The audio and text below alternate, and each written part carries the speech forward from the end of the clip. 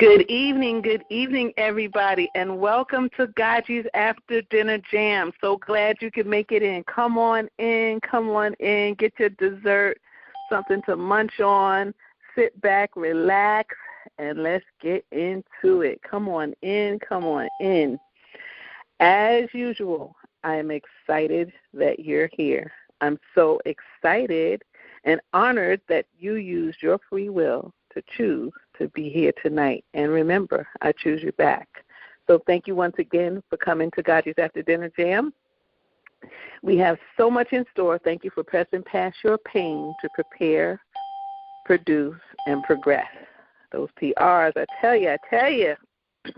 So glad you could be here. All right, so we have this is a very special night planned, and we have a lot of work to get into, a lot of things to do, meaning it's going to be interactive. There's things for you to do, and we have a very special guest. So let's get ready.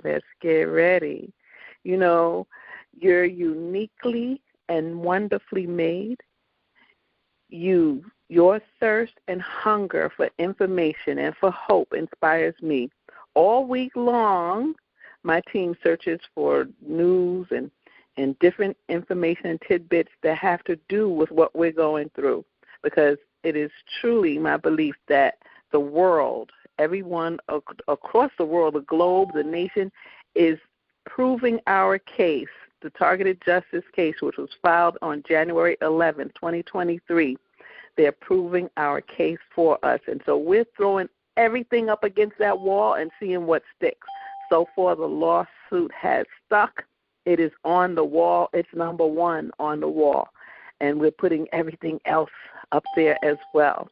So many things are sticking. Many things are coming about. So please come on in so you can participate and help out in whatever way you can. There's so many things you could do: lick a stamp, make a phone call, fax a letter, email something, call somebody. There's always something you could do to do your part to make this happen. Pray, okay? I should have said that first, right? Pray. We could do things to make this come about. So we're excited about tonight. Excited that we get to share and exchange. Iron sharpens iron. So we get to sharpen each other. And I've learned so much from each of you, and I try to bring information that will benefit us all. So once again, we are jam-packed tonight. Pun intended. I'm not going to stay before you long. Usually I do a whole spiel here, but I'm not. You know why? Because we have a long night planned, and last week, we got off so late, and I don't want that to happen tonight. So our goal is 10:30. That's a 2-hour show, which we have, depending on Q&A, we might end earlier. Who knows? Yeah, right. But we're going to spend our time getting down to the real nitty-gritty, so let's go. I remember, and I'm dating myself, of course, but there was a show with Zsa Zsa Gabor. Don't know the male actor's name, but, you know, he wanted to live in the country. They got married. He wanted to take his wife out to the country, and she wanted city life. So my question as we open up to you is, as you announce yourself, state your name, city and state where you're from, and when you are free, all is said and done, and you are compensated for the struggles and the harsh life that you've had to live as a TI. Are you heading for the hills in the country, or you want that city life like Zsa Zsa Gabor? All right, so let's open up when you're free. Please. Good evening. Welcome to GoGi's After Dinner Jam. So glad you could make it in. Please announce yourself by stating your name, city, and state. And are you going to the country or the city? Tanya Norwood, Stuttgart, Arkansas. Hi. It will be the country. Welcome to the call, Tanya. The country for you. All right. I love it. Getting more like that. All right. Good evening. Welcome to the Jam. Please announce yourself. This is Lauren from North Carolina. Hi, Lauren. I'm going to be all over the place. I'm going to be flying like a free bird. I'm going to hit every mountain, every hill, every valley, and then back to the mountaintop again. All right, now. You're going to have a place here, a place there, back to the mountaintop, and wherever you want to go. I love it, Lauren from North Carolina. Thank you for joining the jam. You're welcome. Hi, how are you, sir? Hi, yeah. This is Willie for Columbia. I'm going to be... Willie, I've been missing you. Go ahead. Sorry. Busy fighting the battle. Got some good things going on. But, I'm going to be in the South, and I have grandkids here, and I'm going to be in the city. I'm originally from Brooklyn, New York. So, yeah. Wow. Me too. Born in Brooklyn, Willie. So you said you're going to... Wait, Willie, hold up, Willie, for a minute. Somebody has a loud TV on. So you're not talking. Please mute yourself. And then we'll come around. When you talk, you can unmute and then go back into mute. Respect to everybody else. Go ahead, Willie, as you were saying. No, I was just saying, born in Brooklyn, Kings County Hospital, but raised down south. So I'm going to be in the city and all over the place, just like Lauren said. Okay. You want to be in the city, but have a place everywhere. All right, now. You will have the money to do so. I believe that. Thank you, Willie. Welcome to the jam. Thanks for joining us. All right. Good evening. Hello. Please announce yourself. Hi. Hi, I'm Cassandra in Pittsburgh, Pennsylvania. Hi, Cassandra. You're talking about the Shed Green Acres. Yes, I am. Okay, you dating yourself too. Yes. Cassandra, when all is said and done, when you're free and you have been compensated financially, you're going to live in the city or the country? The country. All right. Go ahead. A peaceful, slow life. Yes. Right. Hello? Sir? Yes. Hi. Mm-hmm. Yeah, I was just saying I'm in here. Okay. Welcome to the jam. All right, no problem. All right. Good evening. Welcome to GoGi's After Dinner Jam. Please announce yourself, city and state that you're from, and when all is said and done, city or the country. Go ahead. Hi, GoGi. It's Jen from Connecticut. Okay, I hear a few people talking, but I really hear Jen from Connecticut. Jen first and then the next person. Go ahead, Jen. Sorry, you just said it. Hi, GoGi. It's Jen from Connecticut. That's it. Hi. How are you doing today? Hi. I'm good. City or country, ma'am? Hi, GoGi. Targeted West Virginia. My name's Paula Hurricane. Hey, boss. Hi, Paula. Welcome to the jam. You going to the city or the country when all is said and done? The Hurricane is the city. City. All right. And there's a gentleman, sir. Do you want to give your name and where you're from? Yes, Carol Lee from Missouri. Hi, Carol Lee from Missouri. When all is said and done, you go into the city or the country, Carol Lee? Pardon me? When we're free and you have been compensated, are you going to stay in the city or the country? Oh, the country, probably. The country. All right. Thank you, Carol Lee. Welcome to the jam. I think this is your first time. Yes, it is. All right. Well, welcome to the jam. Sit back, relax, and enjoy yourself. I hope that you'll come back again and again. Hi, how are you? Welcome to the jam. Please announce yourself. Hi. Regina. Hello. Regina. Hi, Regina. Welcome to the jam. I'm going to do both, GoGi. I want to go to the country and do a little sightseeing, and then I want to come back to the city. All right. But you want to stay in the city and visit the country. Yeah, visit the country. That's what I'm trying to say. I want to stay in the city and visit the country. I should just move to the country. Well, you'll be able to do whatever you like. All right. All right. Hello, GoGi. Hi, how are you, sir? Hi. Hi, Roger from East Lyme, Connecticut. GoGi, I just want to say you are such a blessing from the Lord. I appreciate it, but I'm going to go to my father's place of birth, St. Martin on the French side, and I'm going to come back to Connecticut back and forth. All right. I would love to. I hope that I hear and know that you do that. What's your name, sir? Roger. Roderick, thank you so much. Thank you for joining the jam, and I appreciate the compliment. I appreciate it from the bottom of my heart. Thank you. Thank you. Okay. Welcome to GoGi's After Dinner Jam. So glad that you made it in. Please announce yourself, the city and state you're from, and think about it. When all is said and done, you're free and you have been compensated. Are you going to live in the city or in the country? Hi, my name is Patrick. I live hear Patrick. Go ahead. I live in Montana right now. I think I will stick to the country after this is over. All right, then. Welcome to the call, Patrick. And I heard a woman. Please go ahead, ma'am. Hi, GoGi. This is Pat Williamson squatting Hi. in Indianapolis, Hi. Indiana. All right. I'm going to head for the hills. Okay. All right, Pat. This is the country for you. All right. Yes. Thank you, and welcome to the jam. Thank you for all that you do. Hi, GoGi. This is Shannon from Oregon. Hi. Portland. Hi. Hi. So both. I live in the city. I love the city, but I need to go just decompress in the country and the ocean. So. All right. So by the water in the country. Yes. Nice. Yep. Did you say you were from? Did you wait? 1 second. Did you say you were from Wisconsin? No, Portland. From where? Oregon. Portland, Oregon. Okay. Welcome to the jam. Thank you so much. Thank you for being on the call. Thank you. All right. Go ahead, ma'am. Hi, GoGi. This is G in Virginia.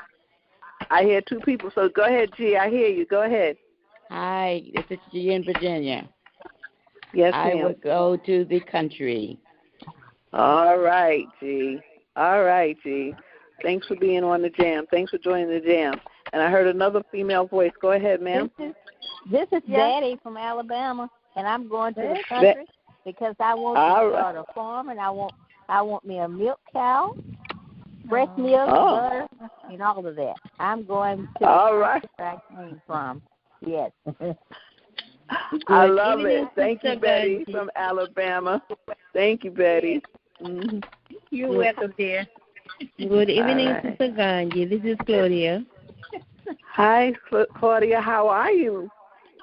I am fine. This is Claudia in Maryland. And after everything, oh, man, I am going back to motherland. Okay.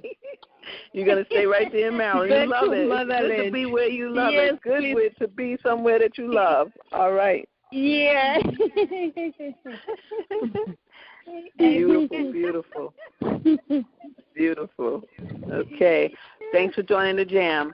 Please announce yourself, city and state you're from. Hi. I think I hear Liliana. Go ahead, Liliana. Yeah, that's me. How are you? Okay. Thank you. Yes. I didn't come early enough to hear the question that you posed. Okay. All right. So the question is, when all is said and done, when we're free and you are compensated for this turmoil, this torment, will you head for the hills in the country, or would you like to live in the city?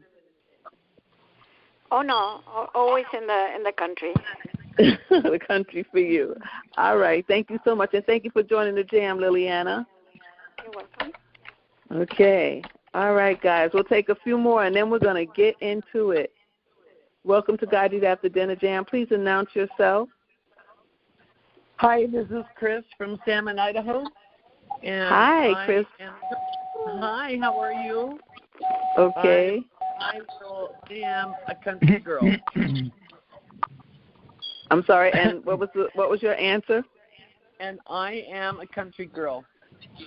All right. Okay, Chris, I get it. Thank you for joining the jam. Welcome to GoGi's After Dinner Jam. Please announce yourself, city and state you're from, and answer the question. When all is said and done, when you're free, and when you're compensated. Will you head for the hills in the country, or will you choose city life? Hi, everybody. My name is Lindsay, and I'm from Houston, Texas. I Hi, think Lindsay. this targeted individual experience has made me appreciate peace so much that I have to go with the country. All right, then. Peace and tranquility in the country. All right. I get it. Thank you for joining the J.A.M, Lindsay. Thank you. Mm-hmm. Welcome to GoGi's After Dinner Jam. So glad you could make it in. Please announce yourself, city and state you're from, and answer the question, city or country? City. City. Sir, thank you for joining the Jam. What's your name? My bad. I didn't do it in the beginning. My name is Trey. I'm from New Orleans, Louisiana, but I live in Houston, Texas. And I would like to live in the country when it's all over with. All right, Trey from New Orleans. Well, Trey, I hope you'll come to the meeting Saturday, and maybe you can tell us some things about as we plan for the rally. Hopefully next month. It's in Houston? In Houston at Onion Creek. Yep. Saturday morning. Onion Creek? Yes. Downtown. All right. Hope to see you there. All right, guys. All right, bring it on in. Please, we're going to take one or two more, and then we're going to get into it. We have a jam-packed night tonight.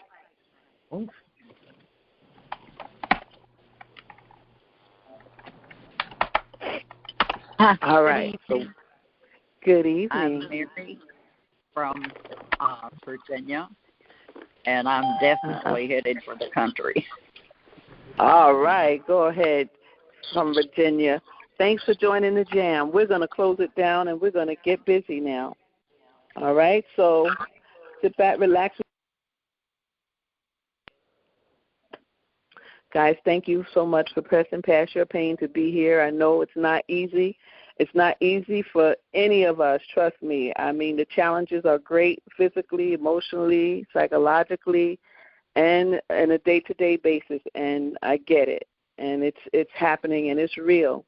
So please just relax for a little bit. We're going to go through some information that should be helpful to us all. And then we have a fantastic guest tonight who's going to share some information about some of the things that we can do to help ourselves and help this situation. All right, so I want to start. I have some articles and video clips, as you know, how we begin the Jam, and we're going to get started here. So the first one is about, we're going to spend a portion of it, just a little bit, on mind control. I remember when I asked everybody, what would you all like to learn about? And mind control was like a big consensus. And it's also a great big field with a lot of science and technical things. So we're going to delve into it a little bit at a time. All right. So the first one, remote neural monitoring. This article is called Psychotronic and Electromagnetic Weapons. It's remote control of the human nervous system. And the person who wrote this article is Moira Babachek. And it was written, the research is from August of 2023. I try to give recent research, and it goes back. So when I was looking up things with mind control, I saw that Richard Caton in 1875 first was recognized for his interest in the brain, and he began studies on the brain back then. And since then, we know that it has come a long, long way. So I'm going to read some of this article, not word for word, but I'm going to pick out the points that I think relate to us. So it says that high doses of microwaves can damage the functioning of internal organs, control behavior, or even drive victims to suicide. And I found this interesting because, you wonder how do they do this? How do they get to us like that? How do they impact our thinking like this? So the remote control of the human nervous system, it's going to tell us here, okay. We can only stress again that the world media avoid publishing the full scale of the progress in the research of the remote control of the human nervous system. Dr. Robert Becker, who was twice nominated for the Nobel Peace Prize for his share in the discovery of the effects of pulsed fields at the healing of broken bones, wrote in his book, Body Electric, about the experiment from 1974 by J.F. Shapitz, released due to the Freedom of Information Act request. Okay, so this author made a freedom of FOIA, and he got this response. And this is the point I want to make. This is from J.F. Shapitz. He said, in this investigation, it will be shown that the spoken word of hypnotists may also be conveyed by modulated electromagnetic energy directly into the subconscious parts of the human brain without employing any technical devices for receiving or transcoding the messages, and without, this is the key, without the person exposed to such influence having a chance to control the information input consciously. So this means that they'll put a thought in our minds that we can't control consciously. So the thought will be put there before we can decide whether to accept it or not.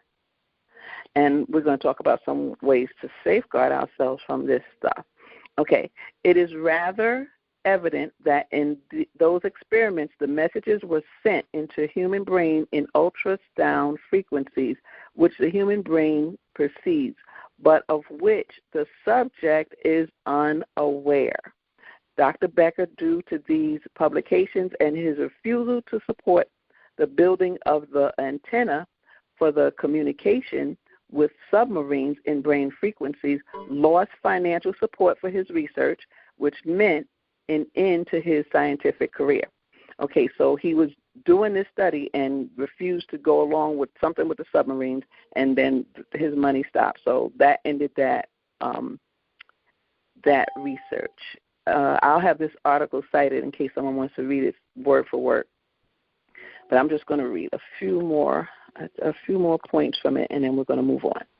All right, so transmitting human speech into the human brain by means of electromagnetic waves is apparently for the researchers one of the most difficult tasks. It must be much easier to control human emotions which motivate human thinking, decision-making, and actions. People who claim to be victims of experiments, with those devices complain, aside of hearing voices, of false feelings, including orgasms, as well as aches of internal organs, which the physicians are unable to diagnose. Very interesting. So you'll complain that you have false feelings. You feel happy or sad, and it's not real. You have an orgasm, and it's not. Nothing led you up to that point, and your body is aching inside, but the doctor doesn't know why. Okay. Another point I found interesting that we may be experiencing things of this nature. As well, ousted Honduran President Manuel Zelaya, while under siege in Brazilian embassy in Honduras, complained that he had been subjected to an electron bombardment with microwaves, which produces headaches and organic destabilization. That was from The Guardian in October of 2008. So let's bring it to the United States. In the United States, at present, and present for this article, I believe this article, when they say at present, it was a while ago because we know the numbers are much more than this. Okay. At present, several hundred people complaining of the remote manipulation of their nervous system are preparing a class action lawsuit against the FBI, Department of Defense, and other agencies, requesting them to release files pertaining to their persons, detect the harmful radiations aimed at their bodies and sources of those radiations. As well, perhaps over 2,000 people are complaining in Russia, over 200 in Europe, over 300 in Japan, and tens of people in China and India. Russian politician Vladimir Lopatin, who was working on Committee on Security of the Russian State Duma and introduced there a bill banning the use of those technologies, admitted in his book, Psychotronic Weapon and Security of Russia, that in Russia experiments on unwitting citizens are carried out, when he wrote, compensation of damages and losses connected with social rehabilitation of persons suffering from destructive informational influence must be realized in legal trial. Okay, so I want to bring it a little more current. Let's look at one thing, and that is the laws around this kind of technology that they use to communicate with our brains without our permission and experiments.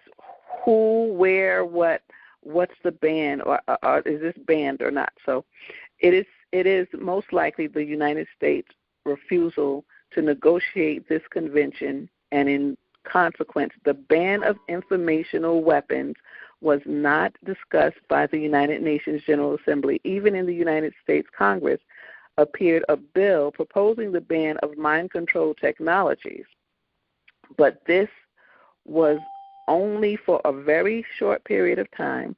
The bill was then changed, and in the new bill, the ban of those technologies was left out of the Space Preservation Bill. Neither the U.S. Congress nor the U.S. President made ever an attempt to ban mind control weapons. The European Parliament reacted as well to the launch of the HARP system construction when it called on in 1999 for the ban of manipulation of human beings. So we need some researchers to really get into this mind control. So let's I want to just look at this one more statement from this article. There exists no legislations punishing the use of those technologies by governments. Only in Russia and some of the states in the United States there are legislations punishing the ownership or trading with those technologies by non-governmental entities. For example, in the state of Michigan, the sentence for this crime is equal to the sentence for ownership or trading with weapons of mass destruction. I would say that's a serious crime. So I wanted to look at that legislation from Michigan, and I'm asking my silent partner, who's not so silent sometimes, the eloquent Tranquility, to share the legislation from Michigan. Please. Michigan Public Act 257 of 2003 makes it a felony for a person to manufacture, deliver, possess, transport, place, use, or release a harmful electronic or electromagnetic device for an unlawful purpose.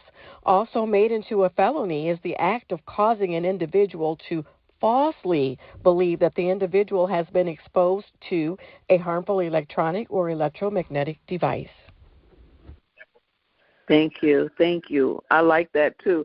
Not only can you not use a device, you can't pretend that you're doing it. So I wonder, and we'll look into that. I mean, if we have some legal researchers, some paralegals that really like to delve into this, we'd like to hear about these laws, and we are writing to the senators and Congress. That's one of the things we're doing this evening. Okay, so thank you so much for that, Tranquility. I want to look now. Robert Duncan I'm going to let you introduce Robert Duncan, Liliana, if you can. And he has we have a big transcript of his, and we're going to just bite it a little bit at a time.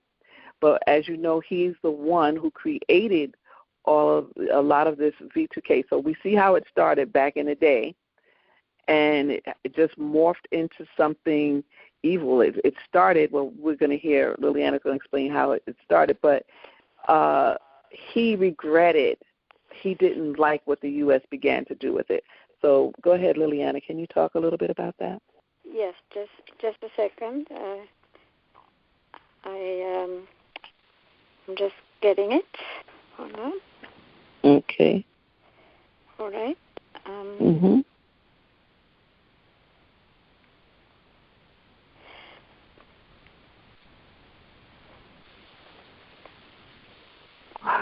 Wow, okay. She's getting. Okay, you ready? Go ahead. Yes. All right. All right.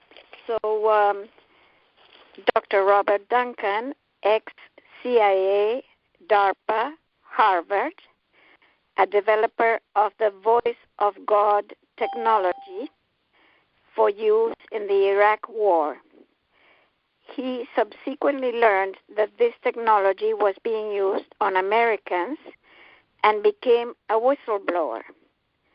He has many videos in efforts to try to warn the public and to help targeted individuals. More in his books available online. More from him, other TIs, scientists, and whistleblowers online, and at my site, ourconstitution.info.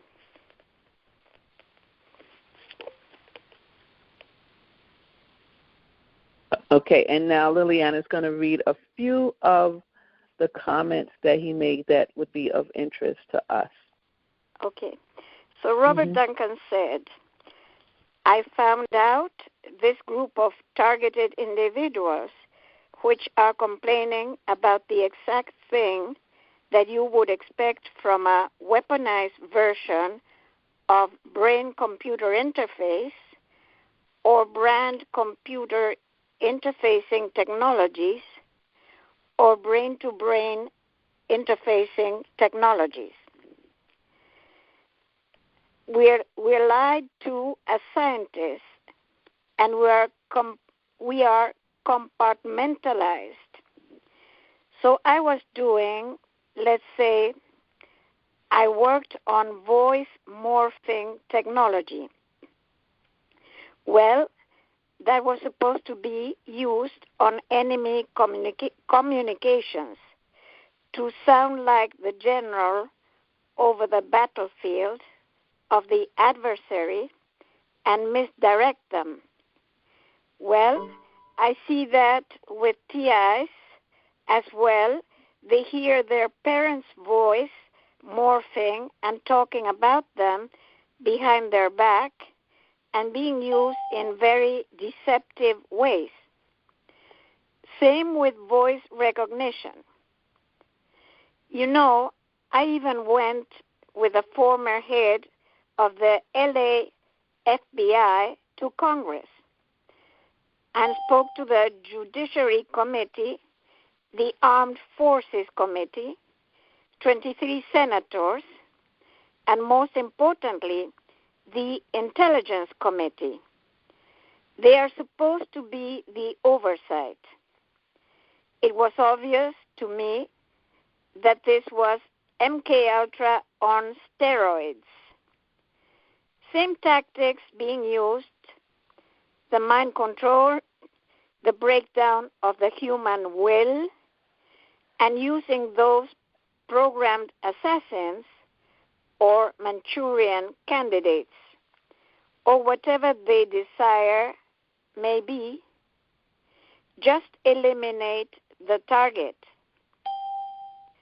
The further I followed White Rabbit down the hole, more disturbing it got. And this is when I lost faith of my government. It was that event. The Senate Intelligence Committee said we've never heard of MK Ultra. That's their one job, and so both the FBI, the head of the FBI, and I look at each other like this, oh, this is not going to go well. They're starting off with a lie, saying they've never heard of this. If you knew the truth, you wouldn't do your job. And so they have to keep it compartmentalized.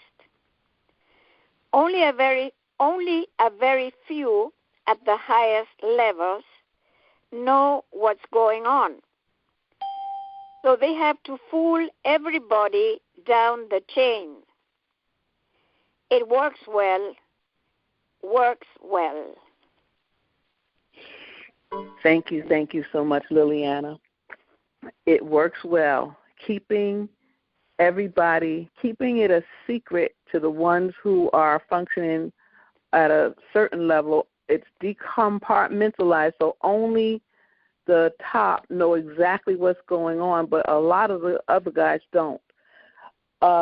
It's very disturbing. It's right. Dr. Duncan is saying how he tried. He met with different people. He sat in meetings, and he tried to put a stop to this. What I found interesting also is that it was originally made or created as a tactic of war. And when we think of war, we think of they're getting out there, they're fighting with their armory and just fighting. But the United States really spent a lot of time in psychological war, as we know how they defeated the Iraqi army. So this was used. Dr. Duncan thought he was using it to defeat the adversary, and he was okay with that. But to use it on children, this says that I see that with TIs as well. They hear their parents' voice morphing and talking about them behind their back and being used in deceptive ways. So it would be like you hearing your parents making fun of you. Maybe you're self-conscious about your weight, and they would be talking, and in your head, it's them. And a lot of people that deal with V2K, for example, he called V2K MK Ultra on steroids. A lot of people who deal with V2K, hear these voices, and they, some believe them, some don't. I mean, there's a meeting that started on Mondays at 8:30 Central Standard Time. Melody is the host from Targeted Justice, and they just started a meeting with V2K, and I believe the agenda next week is to really talk about what the voices say. But Dr. Duncan is saying here that was not the original purpose. And so, how our government created something that was supposed to be used in war and using it against civilians. And that's why I call us war heroes, because they're using war tactics and military-grade equipment against us. For us to be standing today, we are survivors and we are war heroes, and we need Purple Hearts. And there's so many things that we need when we come through this, and we will come through this. So please just hold on, shield, preserve yourself, keep the faith, be of good cheer, and do whatever you can. Use what we say here, and join the initiatives, please. All right. Thank you so much, Liliana, for that. Thank you for reading that. You're welcome. And now we're going to have, there's a video. I believe it was on TikTok. So let's tune into that. We're going to look at, it's from the CIA. It's called the CIA. All right. Let's hear that. James. Despite the director of the CIA ordering almost all documents pertaining to MKUltra destroyed in 1973, there are still some surviving documents and tons of victim testimony that proves that it definitely did, without a doubt, actually happen. I mean, over 7,000 just military veterans were non-consensually subjected to these experiments during the 2 decades that they went on. And many of them publicly sued the CIA about it, and the CIA has acknowledged that the project happened in the past. But I can't believe it. It's insane. It's truly insane. Sometimes I'll just bolt up in bed in the middle of the night and be like, honey, wake up. I just remembered the CIA tortured veterans on God-tier acid trips for 20 years. And then she has to get up and give me like a warm glass of milk and everything. It sucks. It's a big hassle. I mean, that is some Nazi shit right there. I mean, seriously, our government actually did that and then kept it fully secret for more than 20 years. And then barely, through massive amounts of luck, it still managed to get out into the public after they had already destroyed the evidence. I mean, think about that. How many other terrible, horrible things have they done that they actually managed to keep hidden from the public? Researching this iceberg has actually made me start listening to those crackheads under I-35 saying that the CIA, stole their baby and cloned it into their own mother, who's also an alien with a human penis. That is a college lecture to me now. I'm sitting on the median taking notes. Speaking of the Nazis, the early stages of MK-Ultra actually used mescaline, a psychedelic drug extracted from the peyote cactus,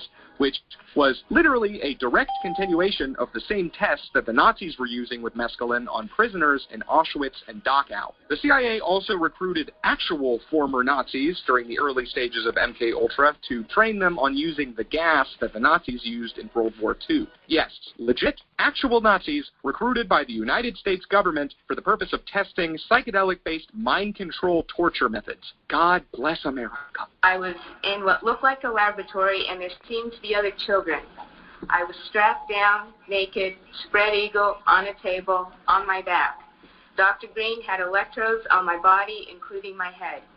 He used what looked like an overhead projector and repeatedly said he was burning different images into my brain while a red light flashed aimed at my forehead. In between each sequence, he used electric shock on my body and told me to go deeper and deeper, while repeating each image would go deeper into my brain, and I would do whatever he told me to do. I felt drugged because he had given me a shot before he started the procedure. When it was over, he gave me another shot. The next thing I remember, I was with my grandparents again in Tucson, Arizona. I was 4 years old. Operation Mongoose. That's it. Okay. All right. Thank you for that. We played the whole video as opposed to the 2 time slots, so I apologize for the profanity, which I wanted to blot out. But, I hope you can get the gist of it, that the seriousness of these experiments. And, it's interesting to me that we tell our friends, our family, our loved ones that we're part of some evil experiment. And although most people have lost trust in the United States, they will, the fact that they still don't want to believe that they're experimenting again. And when we look back at all of these experiments, the question becomes, when were they not experimenting on civilians? When were they not experimenting on citizens? In the 70s? In the 80s, in the 90s. When was there no secret, covert, non-consensual experiment? What year? Okay. When you find out, please let me know. I really would want to know. All right. So the next one we wanted to go, I wanted to share, is another video, I believe, or is it an article? Jesus Christ, I'm sorry. Okay, yes. This video, and there's a point where we're talking about when we get upset, we call 911, and we expect 911 to come and help and rescue us. And really, for most of us, that's what we have. That's all we have, is to call 911 and get help, because sometimes they can get there faster than a loved one, especially for those who live alone. So the next 2 I want to talk about one is a video and one is an article.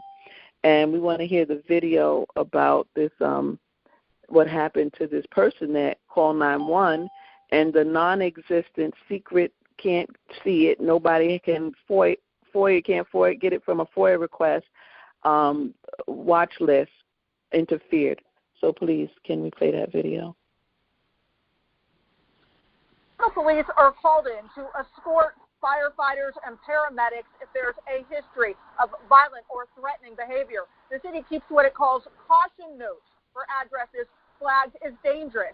But now the city is doing more to make sure they have the right information. Is he awake? Is he conscious? I don't know. I think, he's conscious, but he's not okay. I think he's having a heart attack or something. Hurry. That's the voice of a 13-year-old pleading for help for his father, William Urich, who was inside a Seattle apartment. About 6 minutes go by, according to attorney Mark Lindquist. What the son didn't know is that the medics were already there, but they weren't going in because they didn't have a police escort. That's because the address had been flagged as dangerous, but Lindquist says that was a mistake. Mr. Urich had never been hostile to first responders. A previous tenant had been.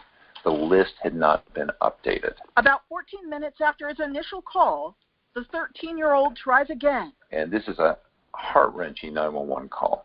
There's already people coming over, but he's barely breathing, and he wasn't like this before. Okay. He's really worried. Okay, I do have people on the way. After his son made that second call, the medics decided they couldn't wait any longer for an escort, and they broke protocol and went in anyway. Unfortunately, it was too late. The family filed a lawsuit claiming the city was negligent. The city was still relying on police escorts when it was pretty well known that those police escorts were almost always delayed. According to Lindquist, the delays were tied to an understaffed police department, and he says that was not the only problem. They had an inaccurate, out-of-date list. And when you keep a list that people's lives depend upon, it has to be correct. Before settling the lawsuit, the city made changes. Now, caution notes need to be verified after first responders are called in, and more checks are in place to make sure police assistance is really needed. In Seattle, Natalie Swaby, King 5 News. Yeah, very, very sad. So it brings home the point that there is obviously a list, that the list is distributed, and that people refer to the list. And it also brings home the point that it's not updated, because typically, from my understanding, if you're put on a list, even legitimately, every 6 months it's supposed to be refreshed. And, our names have been put on the list years and years, decades ago, and yet, and nothing is being refreshed. So it does bring home the point that there is a list, because this man, very sad that his son is there pleading his case, and no one will come in the house, and they're there and won't come in because they see this danger or this watch list, the impact of the watch list. So, very sad, but, which it brings another point, our preliminary injunction, which says that that it's urgent that our names are taken off the list, that this list is revealed. And this is another instance because things are happening.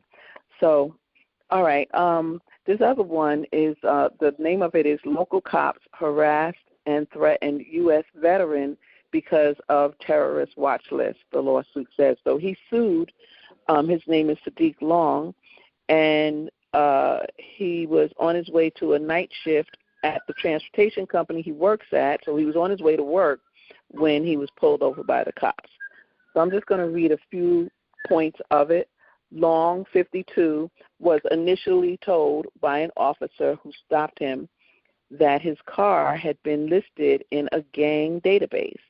After waiting in his car for roughly 20 minutes, the officer, according to a video that Long made of the incident, came back with a different story. The police officer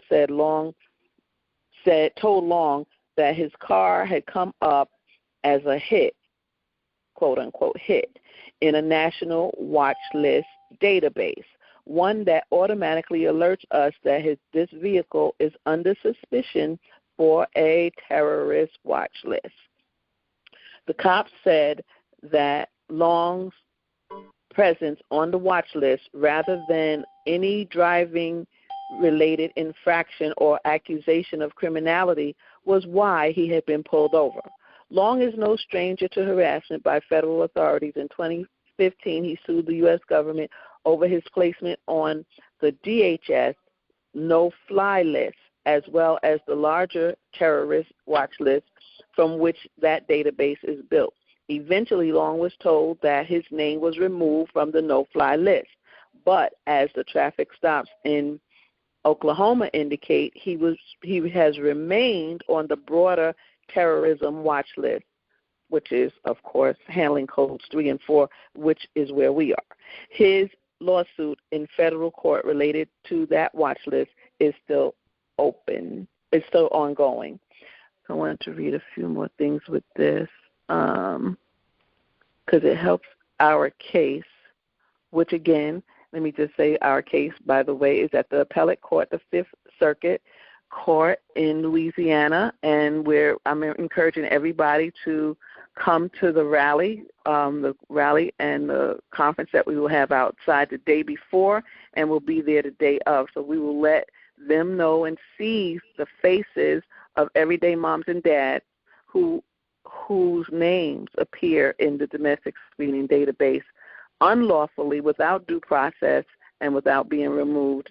And while we're there, we're harassed, stalked, and electronically tormented.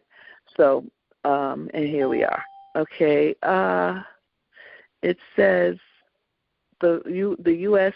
government's terrorist lists are often thought of as a tool for protecting against foreign national security threats. Yet in Long's case and in our case, his continued presence on the list, which is a secret, has no clear avenues for an individual to be delisted, has now resulted in an unending cycle of harassment from local police in his hometown of Oklahoma City, where he lives with his family. All right, so we're going to continue to watch his case. He has a lawsuit, but it really is so very similar to the things that we would face in terms of being on the list, can't get off, and, basically being called fantastical. All right. So, I think that's all I wanted to do with that article. We'll keep watching that case because it's ongoing. And the next thing I want to bring our attention to is some of the moves that we need to make. And you remember one of the initiatives is FISA Section 702, which the government, the rogue FBI used to invade our privacy. It expires on December 31st, 2023, and we want it to expire. And thank God many people, many elected officials agree with us, so hopefully it will happen. But we do need to be in touch with it. We need to stay abreast of it. We do need to do our part.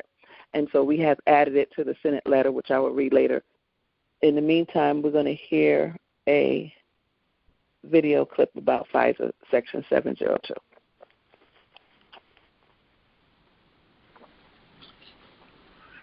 This is to all the targets. That's the FBI. Listen to what's happening. Disciplinary process with respect to individuals involved in that. Here's the deal. You're back in front of us asking for the reauthorization of extraordinary authorities. Multiple courts have uncovered extraordinary abuses perpetrated by your agency. You are at the same time concealing information about serious allegations made against the President of the United States, even as your institution also targets his chief political opponent in an unprecedented way. Why would we ever give you the blank check that you want to continue surveilling American citizens in an improper manner? Why would we ever do that? Senator, we're here to talk about reforms today. I did get confirmation that the query... No, we're not. We're here to talk about the reauthorization of Section 702. Why would we reauthorize it, given your track record of abuse and illegal improper surveillance and political targeting? Why would we do that? Why would it be appropriate for this body to do that? We've made significant reforms and implemented corrective measures. We've seen significant progress as a result of that, Senator. The So queries that you mentioned early were in fact unintentional. That's what I was just told by my counterpart. That is amazing. The earlier question. So your testimony is that 280,000 queries of American citizens was unintentional. That's your final answer? That's how they were assessed by that team that did the review. I'm not satisfied with that. That's why we implemented further measures, as I announced earlier today. Yeah, I don't believe that at all. And frankly, we've heard from your agency 1,000 times that you're going to do better, will do better. You promised after the abuses of Title I you'd do better, and then we find out that in the meantime you're illegally querying 280,000 American citizens' data. It's unbelievable, frankly. Everything you say is unbelievable. Couldn't have said it better. I don't believe that at all. You're going to do it better. You're going to do it better. So elected officials are just tired of the abuse, tired of the excessive warrantless surveillance and searches and so forth, which, he named hundreds of thousands of them, and most of them probably targeted individuals. So it looks like, imagine after December 31st, 2023, they're not able to hack our phones.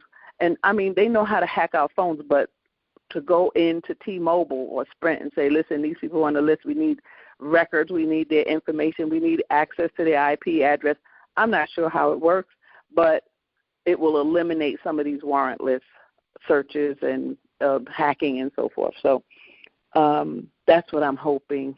We can talk about that at some point. If you could shed light to me, because I'm not the electronic whiz.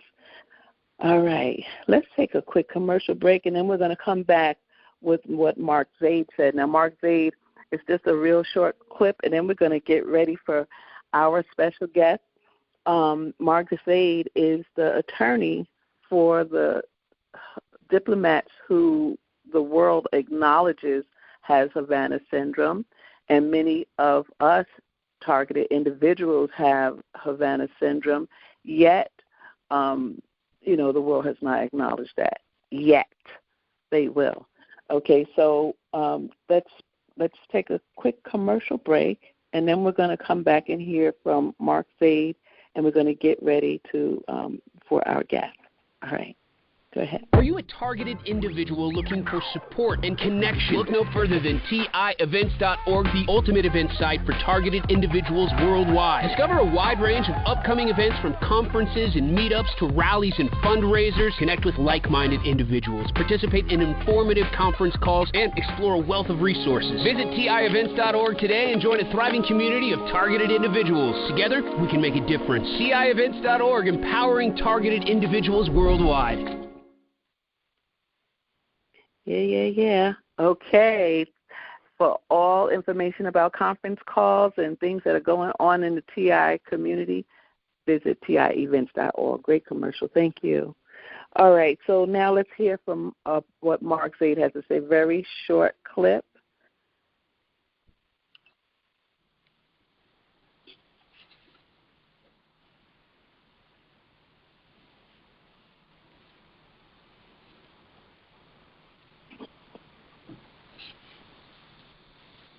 We can't hear it. It's actually not playing. It's very low. Okay. All right. So let's skip that. We'll come back to that. I think it was just 1 minute long, but we really want to hear from him, so we'll play that next week. Let's go to, there's a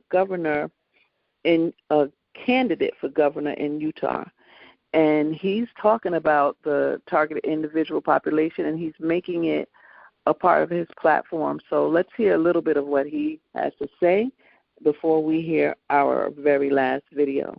Okay, go ahead. Here at the local office of the Federal Bureau of Investigation, otherwise known as the FBI. Because we forget that.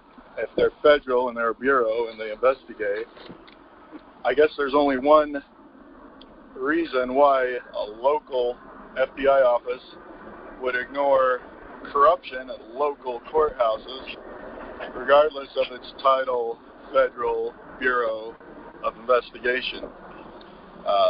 So that pretty much says it all. But so the reason why you haven't heard about a lot of this before is because a lot of the victims are dead through suicide, something like 60,000 suicides a year in the USA. And their family members, millions and millions of family members, have no idea what happened.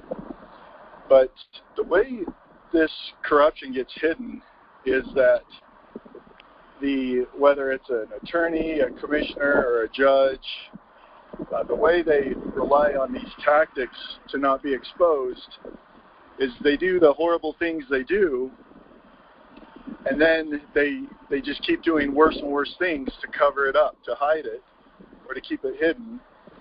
But part of that includes provoking the people they target.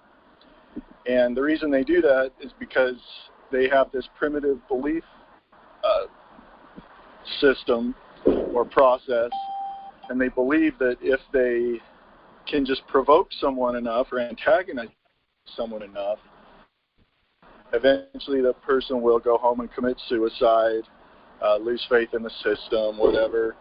They'll go home, they'll drink, they'll get drunk, they'll eventually, die from that. Or they'll get drunk and do something stupid like commit a crime that they can, that the imposters can then blame everything on them for and make themselves look innocent. And so that's how it works. Whether it's the FBI, it's institutional. And the horrible thing is a lot of these, the basic pattern of antagonize and provoke and wait for the tragedy to happen. A lot of these tactics were developed at imposter parts of Harvard in the 1950s, and from there they went out to different offices and people use them. There's actually 2 judges here in Salt Lake City who use a script when they're trying to antagonize people, word for word, and the script is, the same kind of script that was developed in these imposter parts of Harvard. So it's not by accident, and it doesn't seem to be by accident that the local office of the FBI is ignoring corruption in local courthouses. So, and anyone who's sitting in their office in these types of buildings who doesn't want to talk about this, you need to know that this gets worse before it gets better. I'm just trying to share the nice parts publicly, hoping we can get some solutions in place before all the really bad stuff has to come out. So, anyway, got some nice sunshine today, plenty of cars driving by, giant buses of tourists or whatever. And I guess we'll see where this goes. Wow. Okay. Thank you. What is his name? What is his name, GoGi? I will have to look at the clip. Do you see the clip there? He's a governor candidate in Utah. Michael that was Dean. on Mm-hmm. Michael Dean, right? I'll send it over. Yes. Okay. I'll add it to the chat. Yes, Michael. Yeah. We're going to... Michael what? Jean, J-E-A-N. Oh, Jean, okay. J-E-A-N, okay. All right, and he's the candidate for governor in Utah. All right, so, we'll put the clip link in the J.A.M notes. Okay. As well. All right, so, and our last one, the one that caused my phone to get cut off last week. This is the one where we started texting Jesse Waters, and Jesse Waters from Fox let his phone number stream across this video, and I think this video is so telling. And it once again it gives us less to prove. So let's hear that, and let's get ready for the next steps. Go ahead. They were handed off to local law enforcement. Wow. So the FBI just decided it was more important to have you in that parking lot of that school board meeting than getting the worst of the worst away from people that they could harm. That's correct. Now, if the FBI says white supremacy is the #1 threat to democracy, then the FBI can make a fortune investigating everything. A parent, a flag waver, a Catholic, a gun owner, you name it. It's open season on all of us. All they have to do is open up an investigation, and they get paid for it. But if you try to blow the whistle up the chain of command, you get your whole life taken away from you. One of your really good friends, your former colleagues, came to you and said, I have this thing that is being covered up, and I think the American people need to know about it. What advice would you give them? I would advise them not to do it. The FBI will crush you. This government will crush you and your family if you try to expose the truth about things that they are doing that are wrong. And we are all examples of that. Two of the FBI whistleblowers from today's hearing in Congress, Steve Friend and Garrett O'Boyle, join us now, along with Congressman Jim Jordan. So, Garrett, we have evidence that they were handing out cash bonuses for the amount of investigations they opened?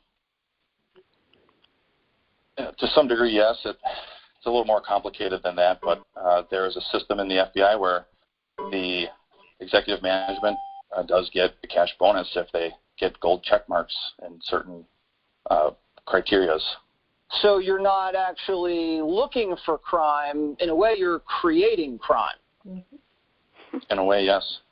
And do you believe that by designating white supremacy as the top terrorist domestic threat in the country, it kind of allowed the Bureau to, I don't know, open up investigations on pretty much everything and everybody? It certainly helped. And how do you feel, and how does your family feel after you guys have gone through all of this? We're just trying to do the right thing for this nation, and if that means even becoming homeless at the hands of the FBI, then we're willing to do that. We're willing to sacrifice that. Do you think the FBI can be salvaged, saved? What?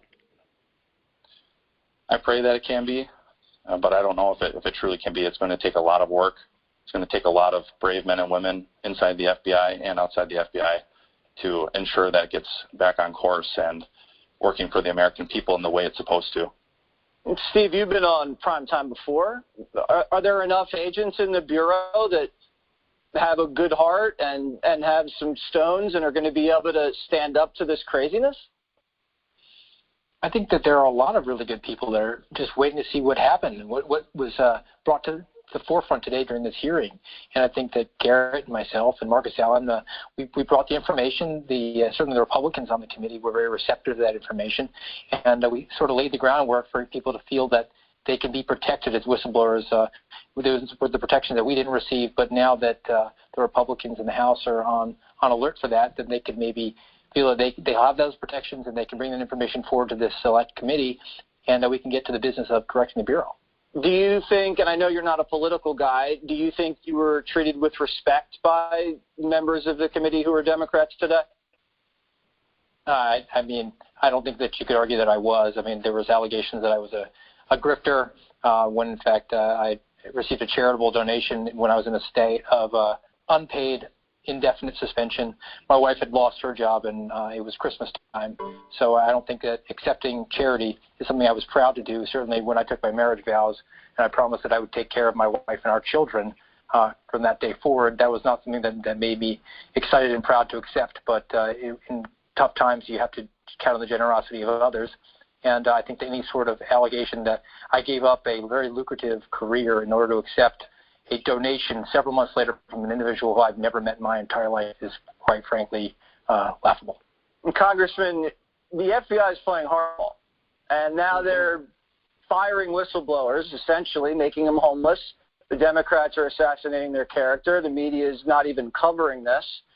Do you think the FBI is going to get away with this? Are you ever even going to have another whistleblower from the Bureau?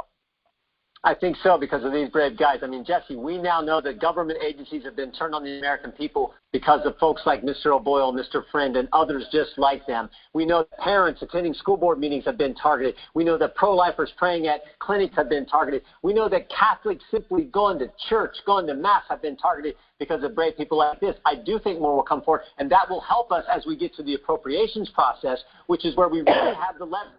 Or we can say, look, you're going to do things like this. You're going to attack good men who've served our country like these guys.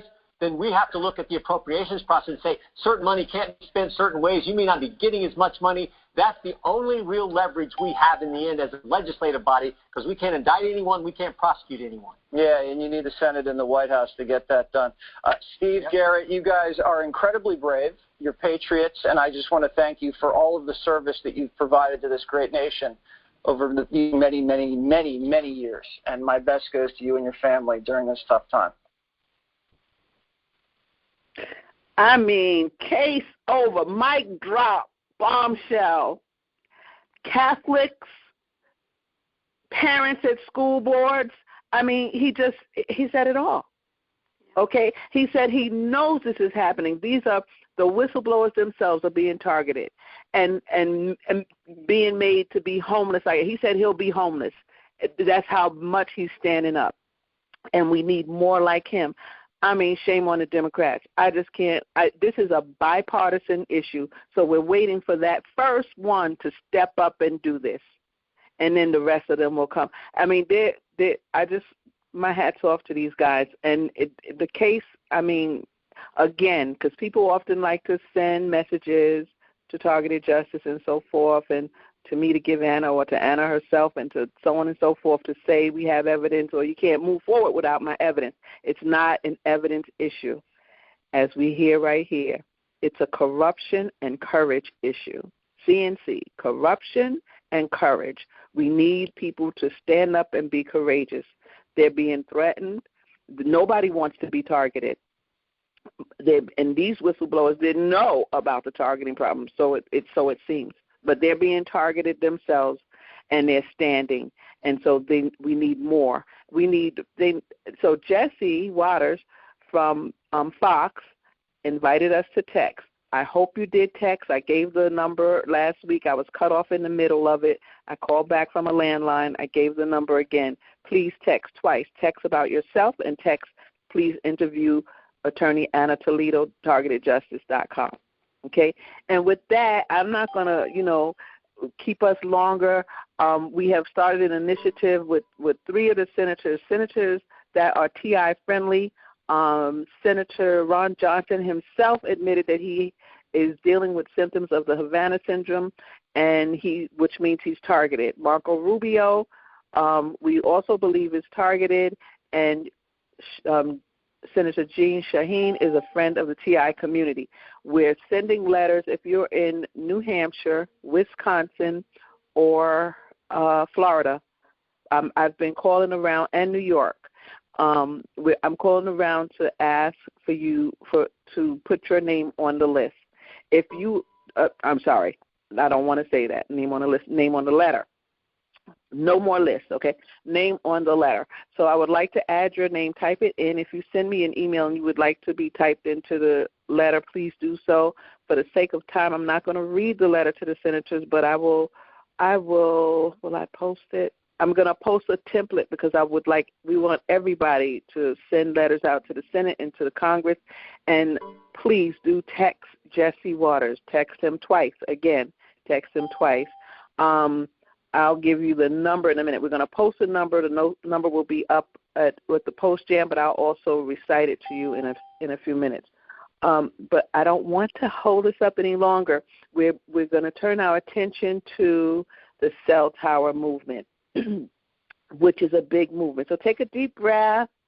Exhale. I'm not going to open up yet because you're going to want questions for our next distinguished guest. And this guest, I want to say I found out something about him from being in his house, okay?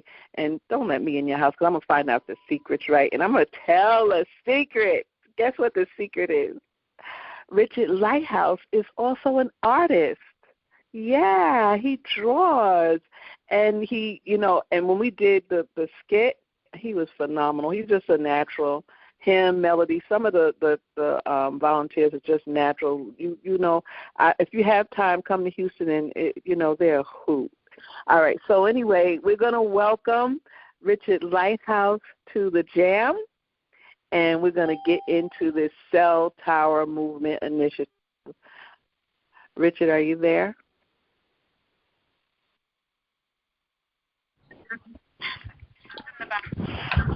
I'm looking for Richard Lighthouse. I'm gonna get you. Can you hear? I'm sorry. You're here. He's there. Are you on? I guess we need the number. 1 second. Here.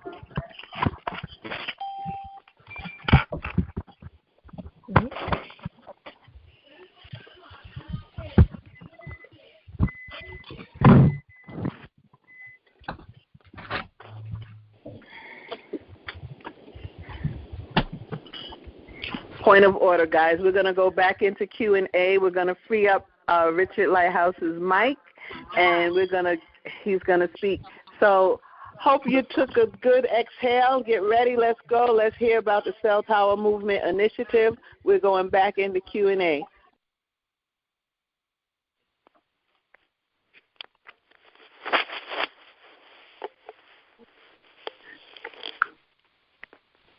Richard, is your mic open now? Is Richard's mic open now?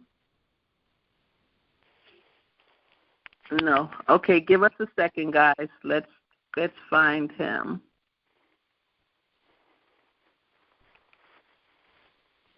I'm here. Can you hear me? Oh, yes, we can. Okay. All right, Thank sorry you. about Welcome. That. No problem. Okay, great. So I wanted to say that, we rolled this cell tower initiative out a while ago, and a lot of people sent in pictures. They went to the cell towers, and thank you everybody who did that. They went to the cell towers. They took pictures. They sent letters. I mean, some of you sent certified letters. You sent so many pictures, and you really went back and forth, and you received responses.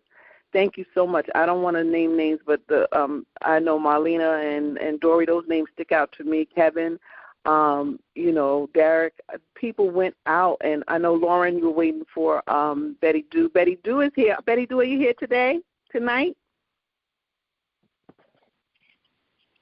I am here. All right, guys, Betty Doo is here with us. So we're going to have, we're getting ready to roll out again, and you may need her help, and you'll find out why shortly. So Richard's going to give us a step-by-step of what needs to be done, because there were a lot of questions. Some of the pictures that I received and that the folder received, T-Justice 2 at proton.me received were not exactly the right towers, but we believe that this will be very impactful.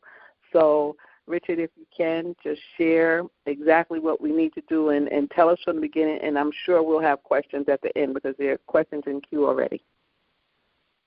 Okay. Thank you, Koji. So we've done a number of newsletters specifically about the cell towers to try to get people familiar with what to look for and what they can do to get involved. So if you log into targetedjustice.substack.com online, you can see the old issues. I believe July 6, July 28, and most recently on October 8, we did a little more detail on the cell towers regarding what we think or what we recommend and can be done through legislation to shut down the harmful things that are being done through cell towers without shutting down the ability to use cell phones. So obviously the simplest solution is to take down the cell towers, but we don't think that's going to be viable for a lot of reasons, but that's certainly one method. But so we've provided a list of things that can be done legislatively and technically to stop many of the harmful things that are being done. And I encourage everyone to read those and go back to the prior issues on July 6 and July 28, where we provide the list of the major cell tower operators, including American Tower and Crown Castle, and there's several of them there. And we want people to familiarize themselves because you're going to find one of those top 5 names. I think with those top 5 names, you're probably covering 90 to 95% of the cell towers in the United States.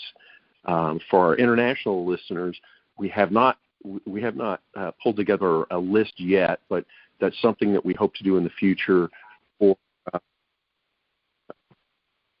Criminal.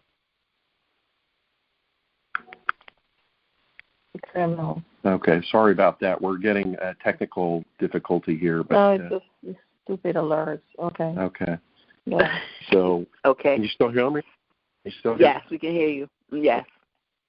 Okay, so so we're gonna hopefully in the near future we're gonna have a list for Europe and possibly Asia, Africa, and Australia. So stand by for that as we do a little bit more research. So for folks that want to get involved, there's things that you can do once you've identified.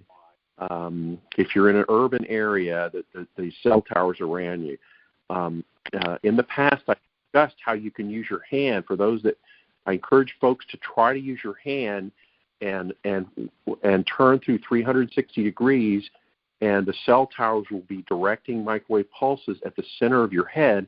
And if you'll be very attentive to the center of your hand, right behind your knuckles, you can feel those microwave pulses. They're typically about 1 a second, and you can feel the pulse hits and then it fades and hits and fades, and that will give you the direction towards the weaponized cell towers.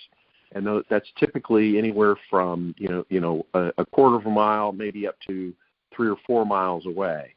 And you can literally feel it with your own hand, and I encourage all TIs to try that and get comfortable doing that. One of the other things that you can do is it's called cupping of hands. So if you cup your ears in a quiet room, you can actually hear the microwave, what we call the microwave popcorn. And it'll sound just like little pops, random pops. And what's happening there is they're actually tracking the location of your head using pulses from the cell towers around you. So it's actually a backup system. We believe it's a backup system. The primary tracking system comes through satellites, and we've identified the specific frequency on our homepage. And that tracking frequency is in the range of 3,200 megahertz up to about 3,750 megahertz. And that pulse comes down in the top back part of your head. And it can be weaponized as well, as we've seen in the past on the top of my head. When they really crank it up, it will cause bruising and bleeding. And so that tracking signal can very much be weaponized. So that's a little background. And then what I wanted to talk about is what you can do once you identify a weaponized cell tower that's maybe close to where you live. So what you're looking for is you'll generally see several levels on a weaponized cell tower. So it won't just be a row of panel antennas, although it sometimes they do just a row of 4 panel antennas in a single level. Typically, there's going to be more than one level, but there's only going to be one level that's got 4 panel antennas that's facing you as well as 2 other directions.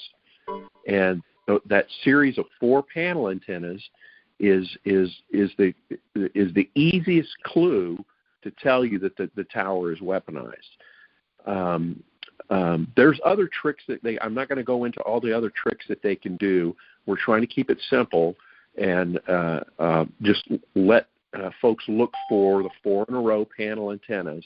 And we've got pictures of that in the newsletter and on the homepage of the website that you can look at and compare that with the cell tower that you see maybe that's close to where you live. And here's some of the things that you want to do. So first you want to get pictures that you can show people that there's 4 panel antennas in a row that's maybe facing your residence. The second thing you want to do, we don't recommend anybody ever cross the fence. Don't climb the fence. There's typically a fence around. That's going to get you in trouble. And the electricity that's in some of these systems could harm you or even kill you. So please don't climb the fence or do anything like that. But you can take pictures. And so the first thing you want to take a picture of is the ID plate. There'll be an emergency ID plate that'll have an 800 number or something like that that says, hey, this is the property of Crown Castle or American Tower or SBA Communications, and there'll be an 800 number there, and it'll give a physical address for if in case there's a fire or a flood or something like that. And you want to get a picture of that because that's the nameplate, and it'll have some other data on there that identifies the property owners, and you want to hold on to that. The next thing you want to do is they typically have a backup power generator, and it'll be a box that's about maybe twice the size of an ordinary coffee table. So in other words, think of a typical coffee table and then multiply it. It'll be stacked twice as high as that. It'll be a box, and it'll say either Caterpillar or Kohler, spelled Kohler. Generac is another popular one, and it'll have a model number, and that model number tells you what the generator is rated for. So, for example, if you see a Generac or a Kohler Model 30, that says that it's rated for 30 kilowatts, and that's very important because that tells us how much electricity they have available at that site. And the thing that we've learned is these sites are grossly overpowered versus the electricity that's actually used in the panel antennas. So each one of those panel antennas is rated for 100 watts. That's the maximum output that they're technically allowed to use from a single panel antenna. But we know from the beamforming that they're using 4 panel antennas at once. So these antennas are actually doing double duty. Part of the time they're doing ordinary cell phone calls through a single panel antenna, and that the other thing they're doing is they're combining 4 panel antennas in a row and forming a single beam that can be used to both track and target TIs, and that's what we want to nail them on. So take pictures of the meters, electric meters. That's correct. You want to take pictures of the smart meters.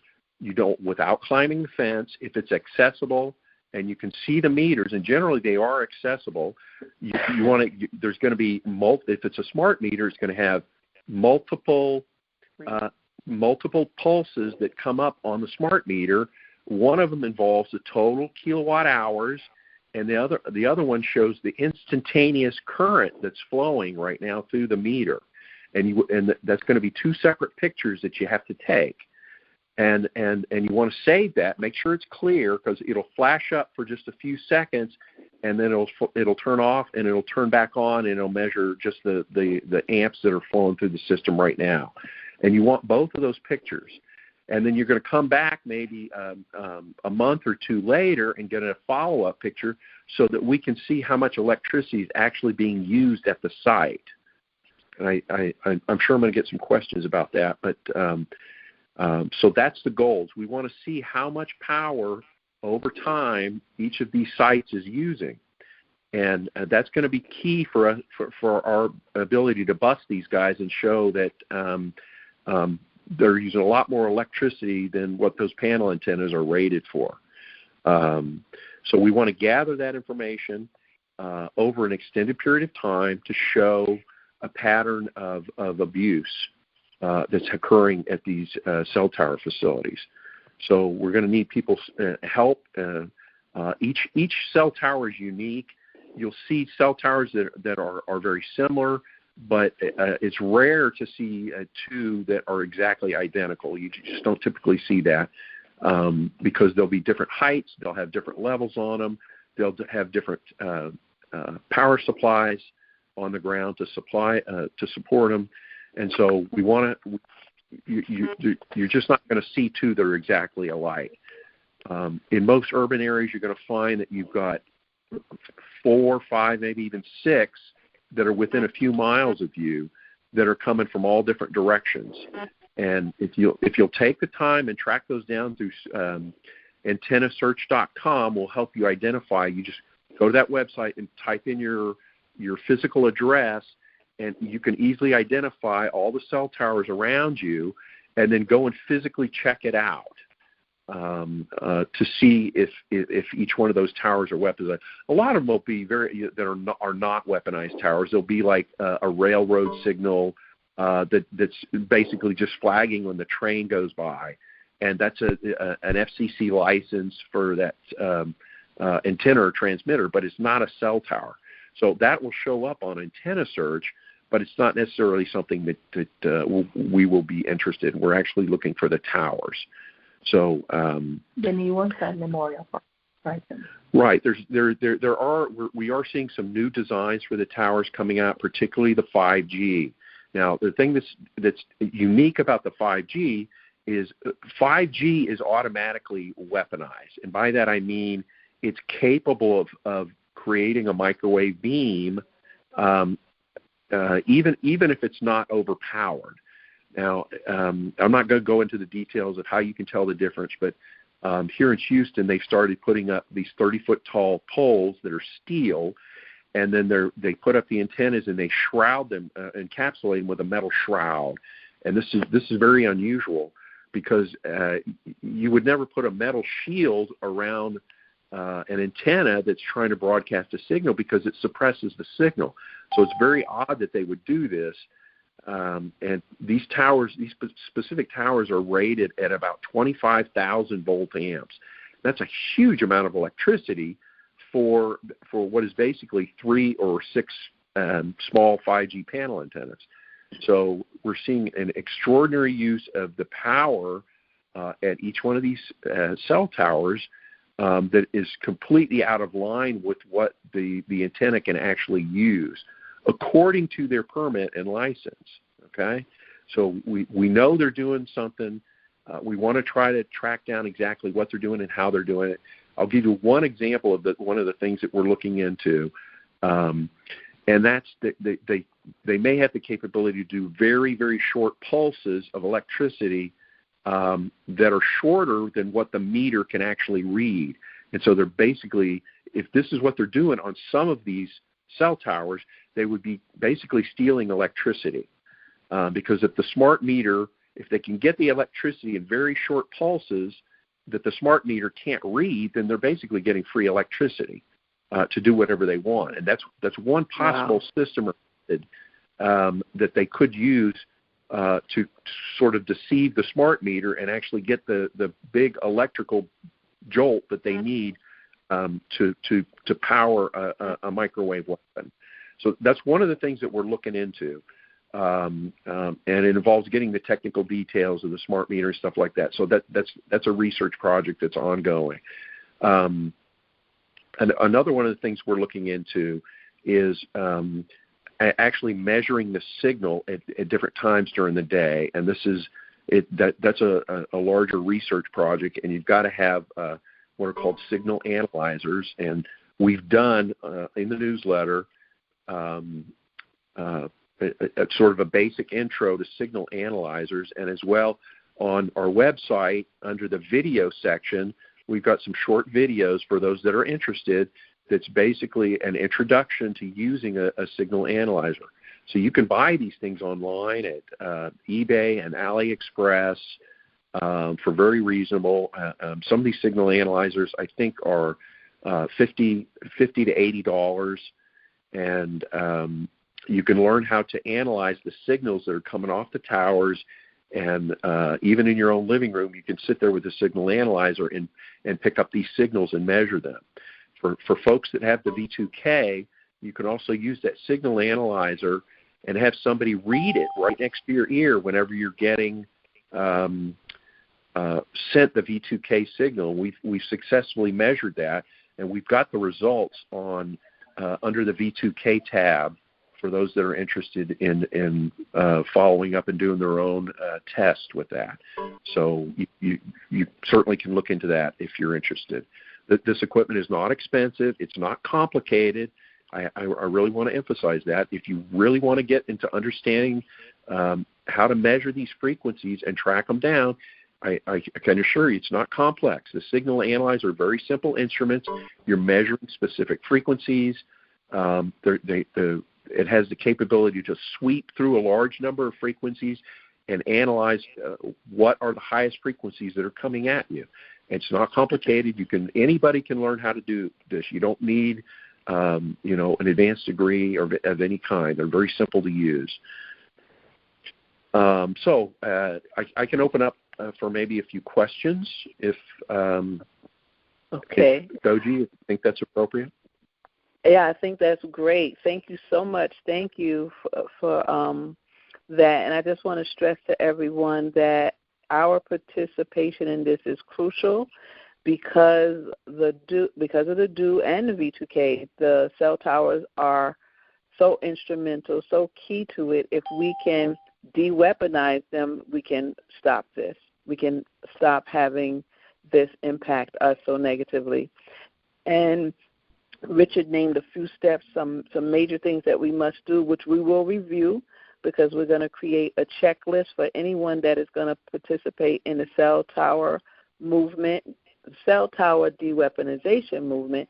And we have Betty Dew here. She's going to be available for those. If you go to a cell tower and you can't get to find out the information, and Richard mentioned you would do an antenna search, she'll be helpful in helping you walk through the antenna search to identify the information from the cell tower that you're unable to get. So we're going to create a team, a system, so that we can get it done. We'll be the support, but we need you in the field to do the work.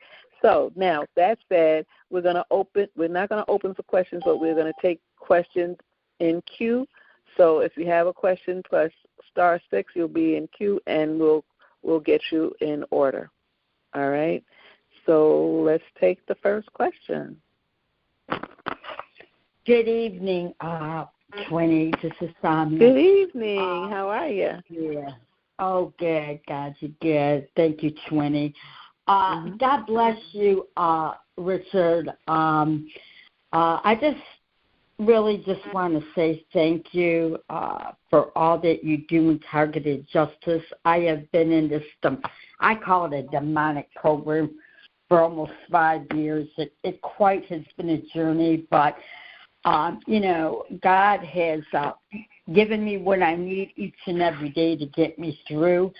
And I just wanted to say to you, thank you for all that you do, all that targeted justice does, how far the organization has come. And I just want you to know that my prayers are with you, the staff, and everyone there targeted justice. And I believe in God's way and in His timing, we're going to prevail. And that's going to happen only because of Him, because He's going to make it happen. So I just want to let you know that there is prayers going up for you in targeted justice. Amen, sister. Amen, sister. Thank you for saying that. We're doing everything we can, and we need all the support we can get. Thank you. Thank you, Sister Sam. Thank you, Sister Samia. Thank you so much. Next caller, please. Hi, bless everyone. I'm new to targeted justice. Well, I've been following you guys a long time, and I'm glad to have your support. And may God protect us all through everything that we're going through, and may justice prevail. But my question is, I don't know how to deal with the part that they're starting to try a home invasion on me. I'm sorry, I didn't hear that question. What is that? My question is, what do you think I should do that now that they're trying to start to do a home invasion on me? Are you saying someone tried to do a home invasion, which is unusual in the program, or you're thinking they might? It's not unusual in the program because I had been talking on my job. I've been blacklisted off of jobs. I'm listening. I'm sorry. No. I'm saying I just want to say they do home break-ins while you're away, but not usually while you're home. Is that what you're talking about, while you're home? Yeah, they came in my house several times. But the thing I'm saying, they're always sitting outside late at night outside my house. In the area that I live in, it is pitch black. Mm-hmm. Okay, I'm saying, they don't usually come in your home while you're there. They do home break-in. So maybe, okay, can you email me at the Justice Action Meeting at proton.me? The Justice Action Meeting at proton.me, and we can Justice. The Justice Action Meeting at proton.me. Wait, let me make sure I got it right. JUSTICEPOOCON meeting. The Justice Action Meeting at proton.me. And I'll talk to you more about it. I thank you for being on the call, especially since this is your first time, and since you're new to the call in the group, we welcome you. Thank you for joining the J.A.M. You're welcome. All right. So please email me. What's your name? Hello? Okay. Next caller, please.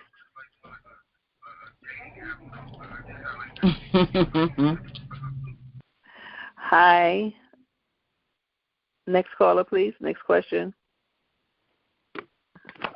Yes, John G. Hi, how are you? Hi, how are you? My concern is this. What is the best defense on the V2K for us to do that you said you would tell us, as well as Richard? What is the best defense for us? Just a simple thing to help us with this mind control thing. Oh, okay. And I think I know what you're talking about. Richard, we were talking about things a person can say to themselves to create a firewall. Okay. Yeah. We've got a number of suggestions on the website. I encourage you to read there's a tab called V2K that's under the technology tab on the website. It's a wealth of information there. I encourage anyone who's got V2K to start there, and it'll give you a lot of information about the technology, some of the things that you can do that may help to minimize it. It talks about some of the jammer signals that we're working on right now, and the subliminal messaging that you can use to create your own firewall for your mind that will minimize some of the negative effects. So we did a newsletter here recently where we talked about basically your subconscious mind doesn't have a wall to protect you. And so when you're getting subliminal messages 24 hours a day, which we believe most of the people in the United States are receiving, that many of those messages are very negative. So you want to try to minimize those effects by one of the statements that we recommend is, I will only react to constructive suggestions. And so we believe that many negative suggestions are being given, and this is one of the methods that you can use to minimize that effect. Another one of the statements that I like is that I will ignore all subliminal messages while I'm sleeping, because that's an opportunity for some of those negative messages to be particularly strong. But each person is unique and different, and so there's not one method or message that works best. You're going to have to trust what you feel works best for you, and you may come up with a message that's unique for you that you feel is best for you, and that's probably the case. So these are the starter messages that we suggest, and you can use those more and more. And as you feel more confident to come up with your own message that works best for you, then that's the one you want to use. Does that make sense? Yes, it does, and thank you so much for taking my questions. Peace and blessings to both of you. Thank you, sir. Thank you for joining the J.A.M. Thank you for being here. Next caller, please.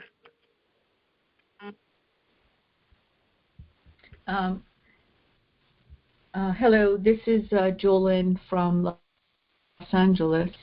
Thank you, Dr. Lighthouse, for everything that you're doing, and the leader of all the information. I wanted to ask you, in 1990, I graduated from University of Pittsburgh with master's degree in telecommunications, which was pretty brand new days, obviously, when cell phones were just starting, cell towers. I have some understanding. Is there anything that I can help you and the team to get started on researching telecommunications, even though I've been out of it for 20 years, because that's when I was severely attacked by EMF radiation. I almost died. Of course, I had no idea, neither the doctors. So 25, 30 years later, I understood what it is. Is there anything that I can do to help the team? By the way, she's a gem. She's very helpful, very, very helpful. Go ahead, Jolene. Go ahead, Richard. Thank you. No, my first question was did you realize that some of your attacks were coming from cell towers? Did that occur to you? Oh no. No, I did not. For 37 years, I didn't know until I found until somebody told me, "Are you a TI?" I didn't even know what TI meant. In 2015, I researched target individual one by one. Then I found websites and podcasts and stuff like that on YouTube. Then I said, oh my God, this is what's been going on. So I had to put the pieces together to realize I've been hit by the same exact things that I was studying, but I didn't know at the time. I just want to know if my limited understanding could be of help to you or the team, or can you give some assignments that I could do more research? Yeah, absolutely. If you could send your contact information to tjustice2 at proton.me, and I'll follow up this week and get back in touch with you. So yeah, we would welcome your help and support on the cell tower program.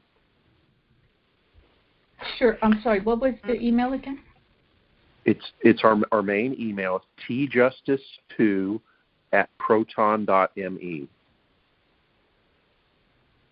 Okay. And I will be in Houston, by the way, November 11th and 12th.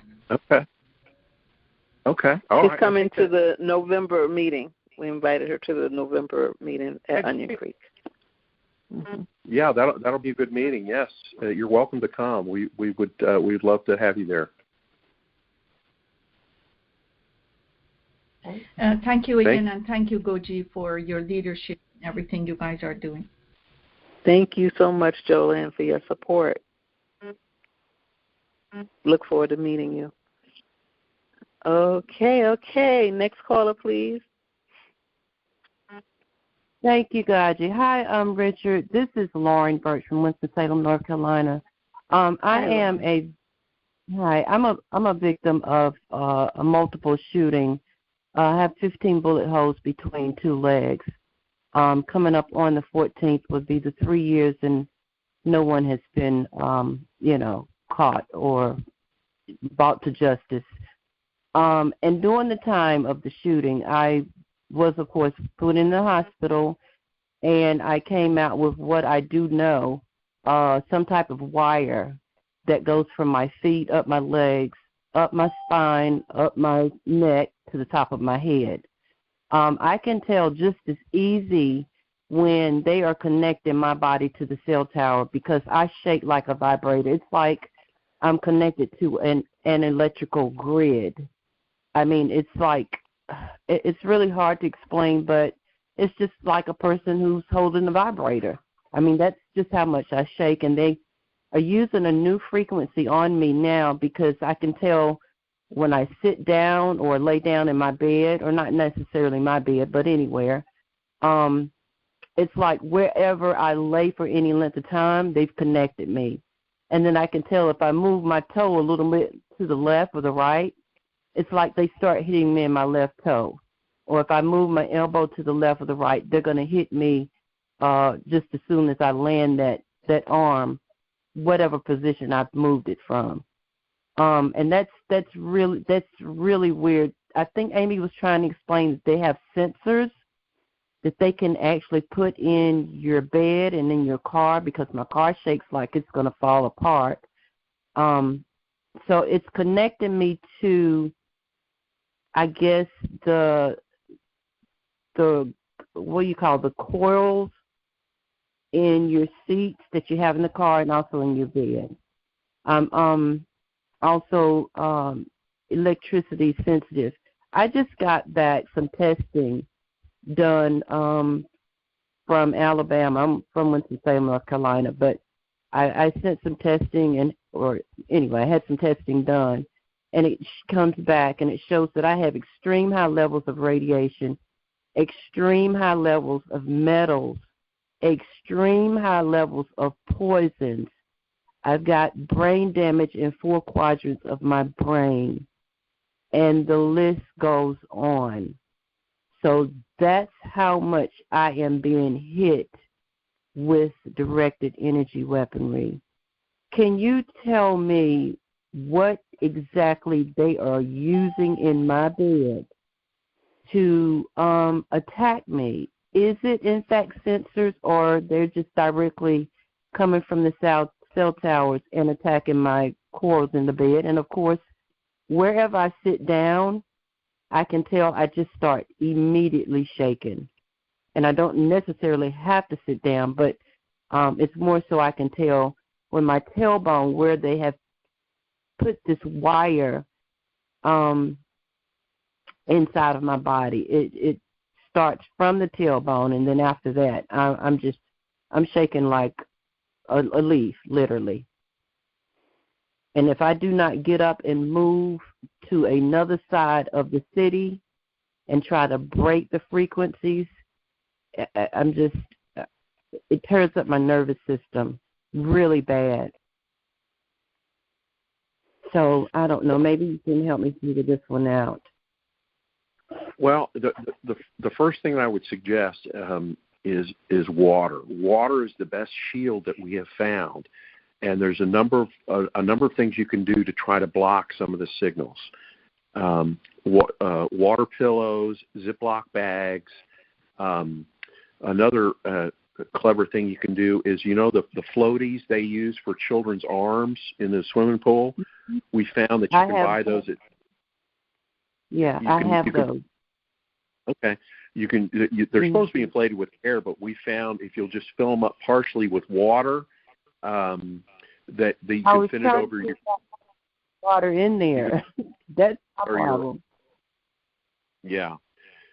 You can fit it over your foot or your hand or your wrist, and it will help to suppress some of the signal.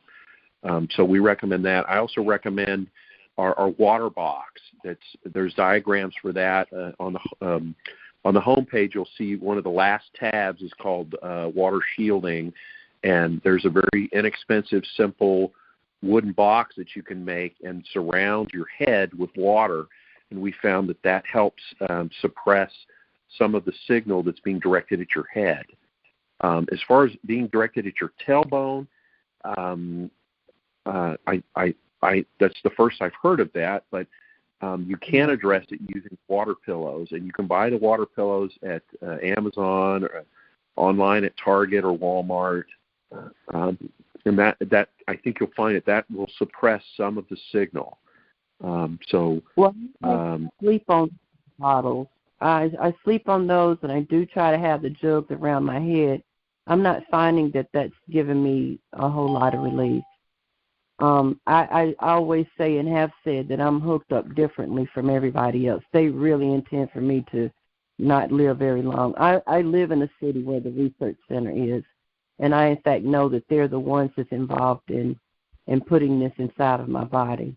But I do sleep on jugs of water, and I'm being hit 360 degrees, so it's no such thing. I don't believe at this point such thing as shielding. It's just not. This wire of sorts is causing me to be hit every which way but loose. It used to be that I just had the chips in my feet and some my shoulders and in my stomach and around my heart, but now it's a different kind of frequency. Mhm. All right. So I thank you, Lauren, for your question and for your response. Richard Lighthouse. So water's the best shield. Do what you can. Thank you, Lauren, and do what you can to preserve yourself and be safe as we push towards victory. No, we're going to get some help with the mapping from my towers. Yes. Okay. I have. You're going to meet with Betty Dew on a Zoom, and I'm going to get a small group together so that we can get you the information you need on the tower, so you can be a part of the check. Get your checklist done.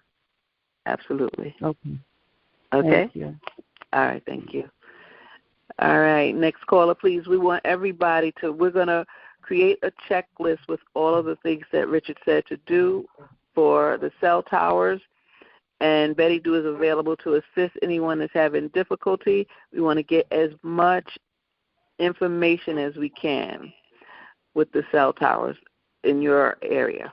All right. Go ahead, next caller. Hi, GoGi. Hi, Richard. It's Bobby from Canada, otherwise known as FB. Hopefully you guys are doing all right. There's an issue. I'm curious. So I've been recording infrasound for about 5 years in different homes that we've lived in, that we've bought. I mean, we've been living around like Mexican jumping beans. So the infrasound comes in usually under 22 megahertz, as low as, I think, 5.2 megahertz that I've been recording. So I've been looking at sound traps. Now, with the sound traps, I don't know if you've tried anything in regards to those, and I'm not sure. I don't think that they're coming from the cell tower. I think it's an array system with antennas, right? So I was wondering if A, Richard had any recommendations about the infrasound, and B, if he'd be documenting or assisting any of us in Canada pertaining to the towers, because we passed a law here a couple of years ago for unlimited towers. So they're coming up like weeds, literally everywhere. And I wanted to make one recommendation or a couple recommendations to the gal that is suffering with her tailbone. She needs to look up body area networks. She likely has a microstimulator just above her inner lower spine. And there are part sensors in your bed for body area network systems for those that are implanted. It's part of the scientific research papers. So I've collected, I guess, about 130 different scientific research papers on the sensors and the nodes and the body area networks because I have over 20 semiconductors in my body. Anyways, sorry to ramble off at the mouth like that. All right, so you have a part A and a part B to your question. The part A was about the infrasound, and part B is about are we doing anything about the towers in Canada? All right, thank you. Go ahead, Richard. Yeah, thanks for those questions, Bobby. The infrasound, we are aware that they use a lot of different frequencies, and we have tried to narrow down. There's a couple of diagrams on our homepage that show what we have found to be the most predominant frequencies. In the 5 to, say, 30 megahertz range, we have not seen predominant signals there. That's certainly something we can look into. The strongest signals that we have found and actually been able to tie it to harmful effects, those are listed on the diagram. I think there's 5 or 6 different frequency ranges that we've identified that are doing specific things such as tracking or a Vercator microwave weapon, or voice to skull, and each one of those frequencies, we've identified the range that's being used so that someone that's got a good signal analyzer can test it and confirm those frequencies. In the 5 to 30 megahertz range, we have not seen any strong signals, but that's certainly something that we can look into. Yeah, I'll send Sarah the database, one of the databases I've been recently collecting for those megahertz. I've tried to look them up on the FCC, and they are usually frequencies that are used in underground mines, which I found pretty shocking, right? But I know that several people that are actually experiencing the infrasound. So my brothers, my mother's, another TI in Ontario, actually 2 TIs in Ontario, and of course my spouse and I, and we've lived at 7 different locations, and this is not isolated to an environmental situation. So I was thinking the bass sound traps might help. Okay. Well, there has to be a source for the signals. If they're using something there, it's got to come from something. So we haven't identified that frequency range as being a problem. But yeah, it's certainly something we can look into. Yeah, I looked that they use the infrasound as a non-lethal weapon, but when it's used in a continuous system, the scientific research papers indicate that it actually disintegrates the overall immune system of the individual, and they end up getting induced with diseases. So I've tried to be thorough on that homework. I'll send that to Sarah to send it along to you. Sorry to take up your call. Thank you for being on the call tonight. Thank you for joining the J.A.M. GoGi, right. I want to say Lauren. Lauren, I don't know if she's still there. Lauren, are you there? She's not in queue, but she can hear you. Go ahead. Okay. She can hear you. I got very, very painful, a lot of pain in my tailbone because I have like 20 implants there.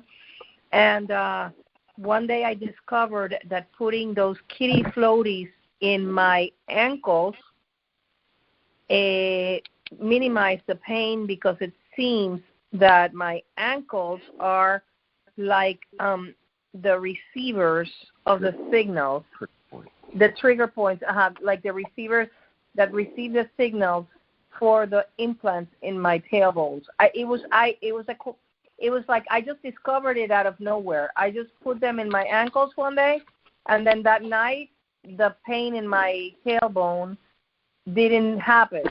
And ever since then I have been wearing those floaties full with water in my ankles, and it works. So if you want to try that, maybe your controls for some of your implants are in your ankles, hidden in your ankles. Just try it. Maybe it works for you. It worked for me.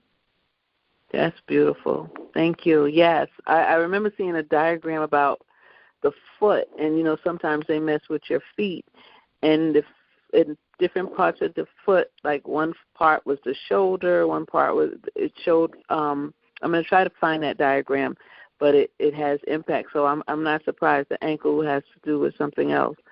So that's a good idea. Thank you. All right, and I want to say to the person who is concerned about the home invasions, please do email me again, the Justice Action Meeting at proton.me. I don't mean to.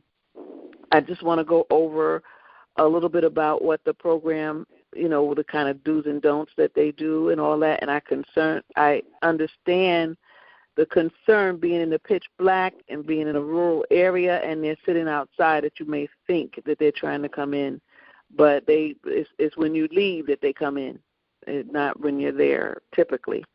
All right. So next caller, please. Hi, this is Chris from Idaho. And hi. Hi, how are you? Thank you guys so much for all the work that you do. It's so appreciated.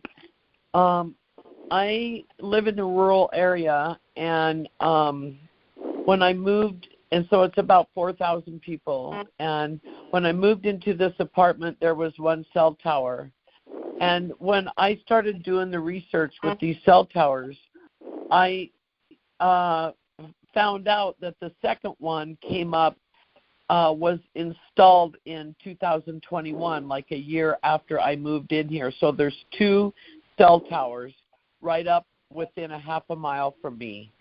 My question is, I can't get close enough to them because I'm on private property, and I've taken the pictures of what I can, and what it looks like is like they have 2 panels on each cell tower, but there's different layers.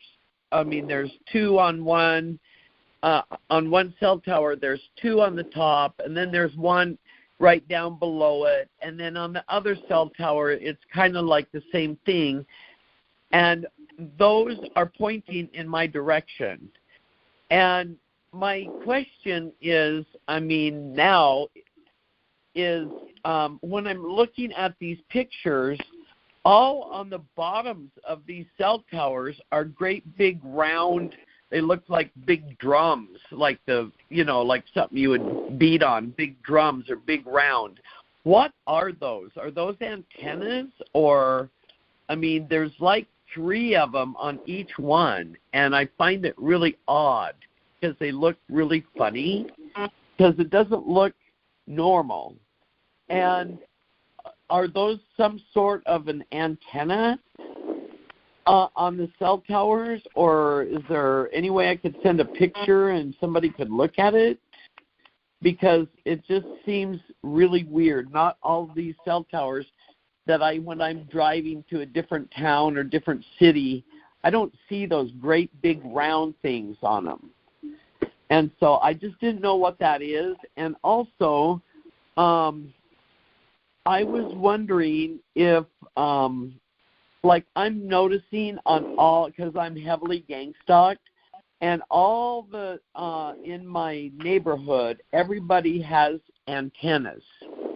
My next door neighbor right across the street has a big antenna on his house. And then other houses around me have smaller antennas, and they're all pointing in the direction of those cell towers. And so I'm wondering, is there some kind of a thing that goes on between those antennas? Because, I get heavily hit in all directions, and I'm starting to really look at these things, and I'm wondering if anybody else has this issue, is not every night, but, say 3 nights out of the week, as soon as I go to lay, I can't sleep on my bed, so I sleep on the couch with all different things, and my feet start buzzing, like it's just like they're just buzzing. And when I went to the doctor, they said, oh, it's, nerve pain or whatever, and they prescribed gabapentin. But I know it's from being targeted, and I just was wondering if anybody has their feet that buzzes. And I've soaked them in Epsom salts and this and that, watched my diet. I've done all other sorts of things to try to see if it helps, and I find it very odd that it happens at night, and just didn't know if anybody else has had that. And before I hang up, I wanted to explain something and see if you guys know about this. So my little neighborhood, before I moved in here, it did not have a street light, and it did not have a surveillance light on it, which it does now. And all of the neighbors around me, they have a transformer right out here, right next to my place. And I started noticing all these different wires being put up. And of course, I don't see it because I wasn't home. But it's like you should see all these power utility line wires, and they're all wrapped around. And I started following these wires, and all of these electrical wires that the city or the power company puts in, you can see how they're connected, and then how they connect it to the next line that goes over to the neighbors, and that neighbor's, and then it's connected to the other neighbor's house, and you can see this maze of wires. And I'm wondering if that is a way of their surveillance system when I leave my house. I'm just wondering if anybody's ever noticed the electrical wiring system outside their house. Because you should see it. It's all connected to all these different neighbors, all these different wires, and it's crazy.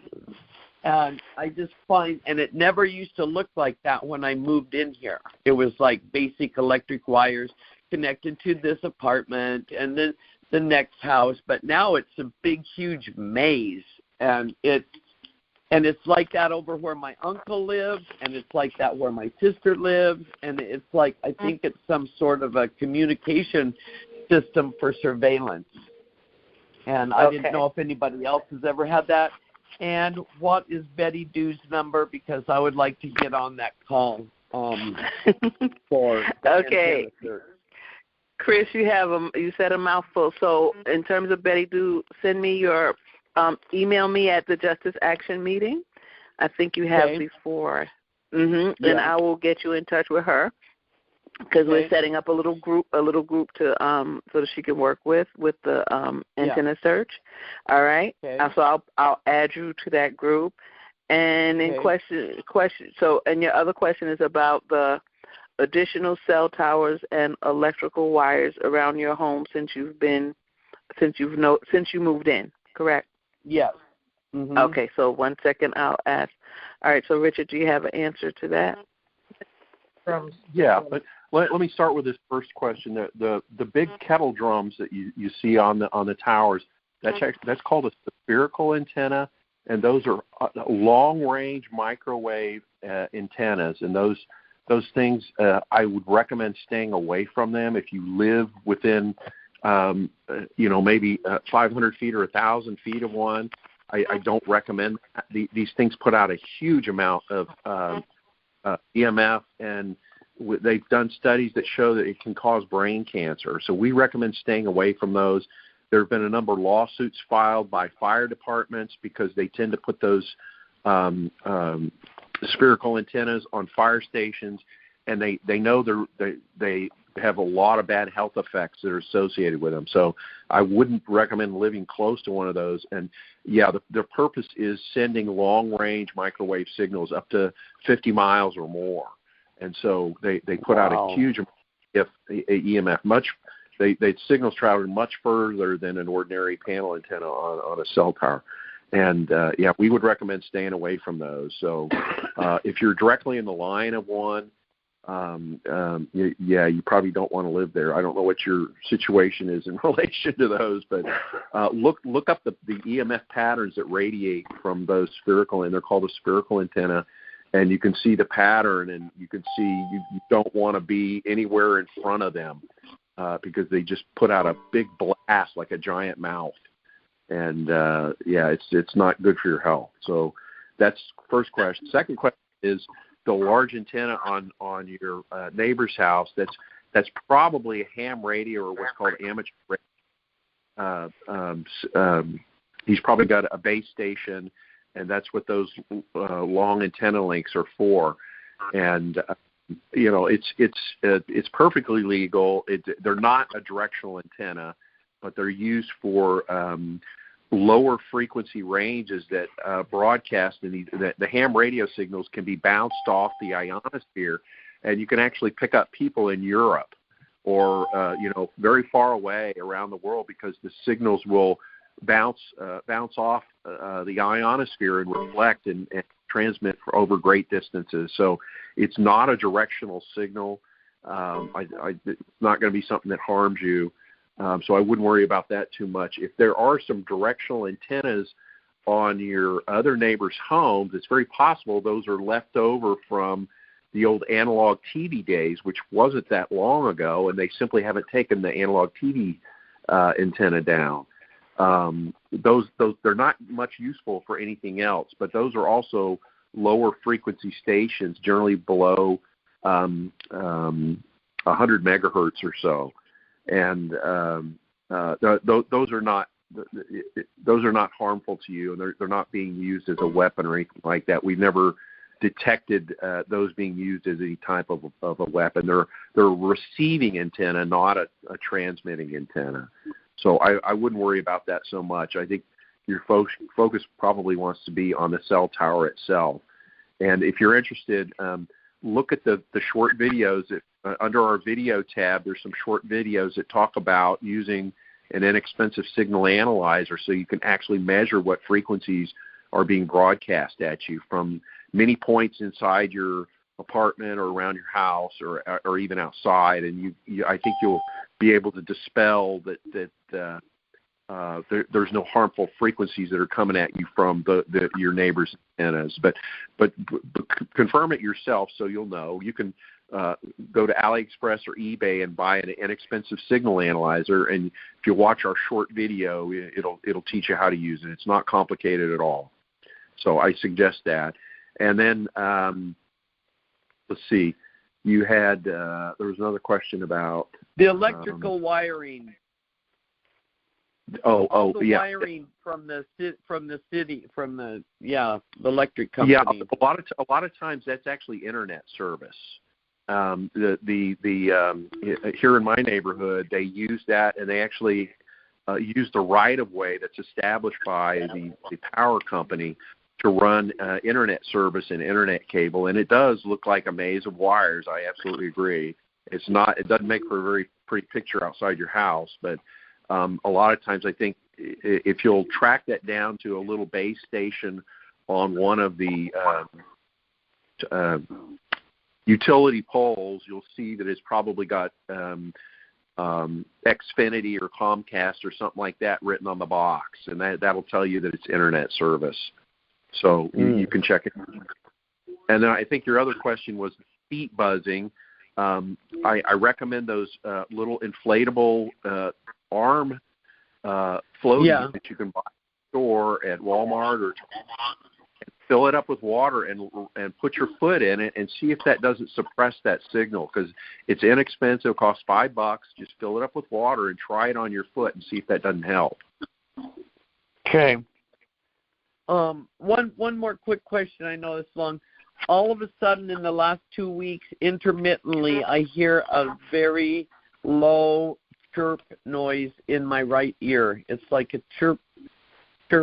It's very, very low, and it's not there all the time. What could cause that? I'm not sure. It could be a number of things. Tracking signal. It could be it could be an implant that they're trying to stimulate. We get a lot of complaints, unfortunately, related to V2K and tinnitus and chirps and the microwave pulses that are used for tracking. If you cup your hands in a quiet room, try that little experiment. It's free. It's very easy to do, and try it over a number of days and see if you don't detect different sounds, including a chirp, and keep track of that. Maybe it's associated with a particular direction, or I'm just not sure. However, we do get a lot of complaints about that type noise, and I don't know that we've been able to solve it as yet. Okay. All right. Thank you so much. Thank you. Mm-hmm. All right. Okay, we're going to hurry things along a little bit because we have quite a few people in queue, and I know it's getting late, and I know Richard has to go, so I want to try to get as many as possible. Please make be quicker with your questions, and I'm going to move the line a little faster. All right. Next caller, please. GoGi, it's me, G. Hi, G. Hi, GoGi. Listen, I just need to find out what the heck it is over top of my apartment. Like, it's so many lights up in the sky, and it's two big lights, and all around the big lights are these smaller ones. And I'm thinking that these are drones. And because they're not stars, because stars don't move as fast as these things are. Because the big ones, when they're out, I can move from one end of the balcony and it'll follow me there to the other end. And the little ones, they'll be just floating around. What the heck's that? Is that drone? Is that drone? Well, but anyway, another issue with me is that's the one issue. But another issue is, speaking of chirps, now I hear those frequently. Certain areas of this apartment I go in, I hear the chirps. And it used to be loud and seem like they hear me talking on the phone to certain targeted people. I may tell them about the chirps I'm hearing. I go out and come back, and the chirps are getting lower and lower, where you can barely hear them now, but I can also feel the friction coming from them. So what does that sound like? And I just, like I'm sitting out on my balcony, and one of the panels, I can hear clicks coming from that. So I've got to where I go out and take trash bags, and I cover it. Every time I hear a chirp, I'll cover that area. But I can still hear it. Sounds like it's clicking on the bag that I put to block it. It's clicking out of that too. And I tried taking pictures of the sky to see if I could get some pictures of the light that I see up there. And I can't even get a picture of it. Now, there's planes that fly by here regularly. It seems to me like the plane should be able to see these things. But, but I'm seeing them. I'm seeing them, these things out there. Like tonight, there's none out there. The sky is completely empty tonight. Not even, nothing's in the sky tonight. So what's that? What do you think that is? Is it drones or what is that? Okay, Richard. Without the, seeing pictures or images, it would be, it would be hard to tell.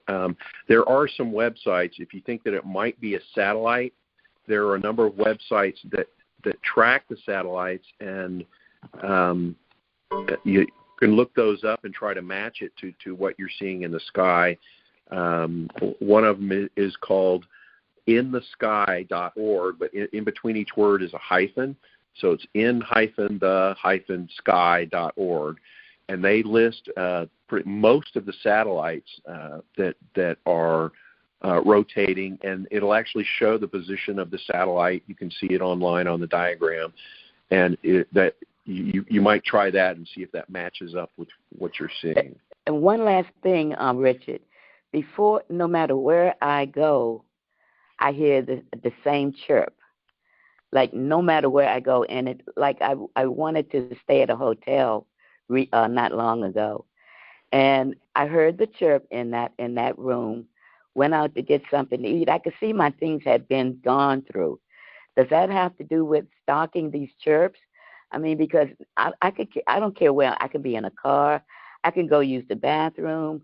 I can take a shower, and I still hear these chirps. I still hear them. And then certain times I can feel vibrations, certain vibrations be coming from them. Like I come from my balcony back into my living room. I walk beside my bed, and I can hear chirps. What does that sound like? Does that sound like I got a tracker on me somewhere? Well, something you might try is there's a number of commercially available headphones that you can get.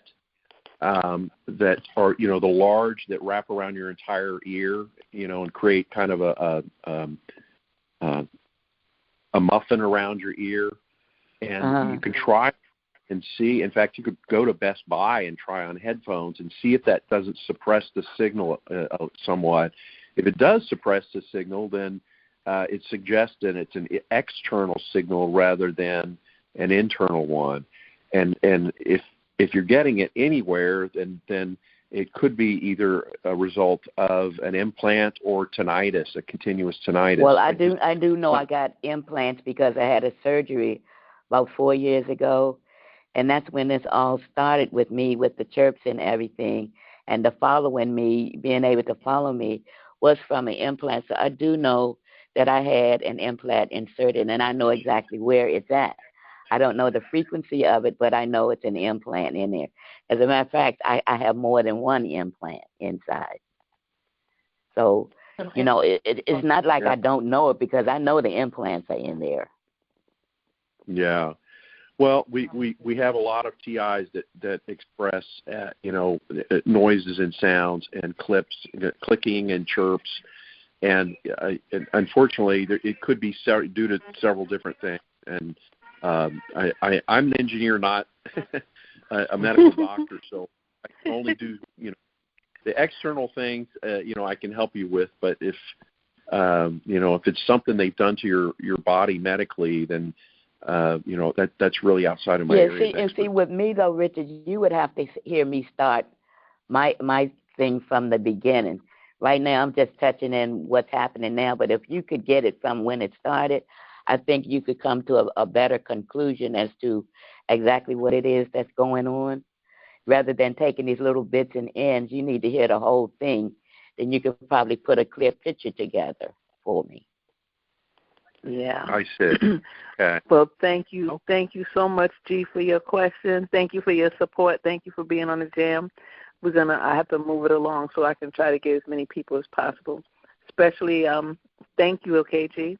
Thank you, GoGi. All right, now. All right, so next caller, please.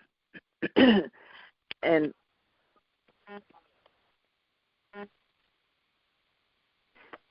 do we have any more? Did we clear the line?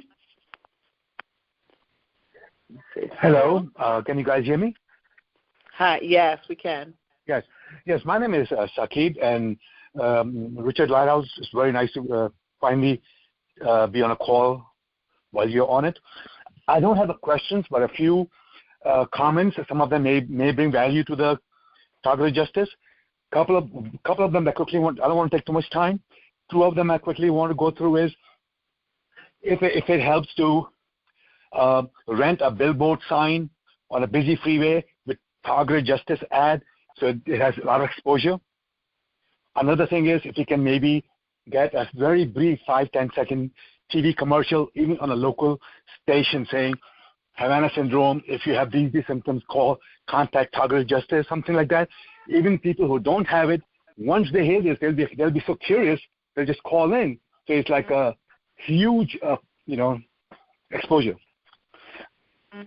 So that's like a takeaway. And then the other thing I was going to say was, I've been targeted for 20 years, so I'm not like trying to ask what is this, what is that, but my comments are that one of the things that over the 20 years I've been targeted, they've done almost everything. One thing they started doing in 2004, 5, 6 was I'm walking around, all of a sudden they'll hit me, I'll fall down, my legs will get numb, and I cannot get up. But they started doing that with a smaller attacks. So I'll fall down, but I'll be randomly able to get up. Every other attack got so severe and severe, it got to a point where I'll fall down and hit my head somewhere, cut my head somewhere, bleeding somewhere, nose, almost broke my nose, and then I'll be on the floor for sometimes hour, 2 hours, 3 hours. I just cannot get up. My legs won't move. From that, I realized the best thing for me to do is when this attack comes, just sit down right away so they cannot do this. That's what I started doing. So if they could not, they still making, the attacks were still coming. As soon as I see them coming, I'll sit down on the sidewalk. Doesn't matter where I am at, sit down, won't get up. 2-3 hours later, eventually my legs will move. I'll get up. And that when they take it off whatever they're doing, when they're disconnected, the symptom goes away within seconds. I'll just get up and walk home. But then they saw that they were unable to hurt me like that. They eventually just knocked me out. But I'm phone in my hand, and 4 or 5 hours later, I'm getting up from the sidewalk with a broken jaw, broken cheekbone, and my legs numb. So I said, oh, the same thing. Then all of a sudden, they were okay. Then I got up, called Uber. I went home. Then I went to see a neurologist, MRI, all the details, went to Dr. Hoffer. When I did all that, these attacks since then never happened. So maybe it has something to do with that I took an action. Yeah, thank you for sharing that. That's very interesting. I can't say that I've heard a similar story to that. But it sounds like you've come up with a clever solution, and if there are listeners out there that have something similar, yeah, if you know that an attack is coming on that could be harmful or detrimental, then sit down and let it pass. I absolutely agree. That's a good solution. And the only people I've heard who had closest thing to this are the ones who actually are called Havana syndrome cases. When you look at them, they all say they had this thing on their head and they fell down and they had no control. So the same thing. Just they started with me with a smaller scale. Maybe they were trying to see how I'm going to react, what I'm going to do, and they kept increasing the intensity to a point where they broke my jaw and cheekbone. And once I went to a neurologist, got all the different MRIs, told them about the Havana syndrome thing, even though the neurologist says it's very hard to believe these things can happen to you, and you can walk up and get away, and then it happens again. Then you walk up and get away, then it happens again. He said it's very hard to believe. It doesn't make sense. But anyway, he did the MRI. They came out abnormal. Went to Dr. Hoffer and all that. But that's for another time. I don't want to take too much time. I will let another caller call in. Thank you. Thank you so much, and thank you for your advertising suggestion. I'm sure that Richard and the board will consider it. Thank you. Okay. All right. Okay. So, next question. Any questions about the cell towers, guys? All right. So, next question. Please make it real quick. Okay. Go ahead, please. Yes. Is it my turn? I hear two people. I think it's my turn. They told me to have my question, so I don't know. All right. You go ahead with your question. Yes. Go ahead. Wait. Is it okay for two cell towers to stand together, like close together? Is that okay? Because I've seen some like together, not like one here and one down, somewhere else. They're like standing together, like twins. Yes, we see that here in Houston in a few locations, and it involves because you're different cell phone operators on different towers, and if there's a difficult area where they can't locate towers, then they'll end up being close together. But it doesn't mean they're doing the same job. One could be for working for Verizon, and the other one could be working for T-Mobile. But if you're curious, go down and look on the ID plate on the fence that's around it. You'll see that there's different users on them. Okay. Okay, that's good. Yeah. Thank you so much, Regina. Thank you, and thank you for joining the J.A.M. Next caller, please. Hello. GoGi's. Hey, how are you Lillian. Steve? Go ahead, Steve. Go ahead, Steve from California. Here's the thing. I went to Truth Finders, that place that does background checks online. It was very, I filled it all out. And it was very interesting because when I got to the end of it, it mentioned that I'm on the watch list. And I thought, well, this is good evidence to show, for the lawsuit. And I was going to buy it. I was going to pay like $26 to get the whole thing downloaded on a PDF file. And when I got that, they had screwed everything up, and my name was there, but they had me at a different address, and it didn't enclose that watch list. They took it away from me. It was very interesting, But if you go to Truth Finders, you might be able to go through the whole thing of it, without paying anything. And you'll see at the very end, the last, before you have to buy it, they'll show you're on this watch list. You can download a page like that just for extra proof, Yeah,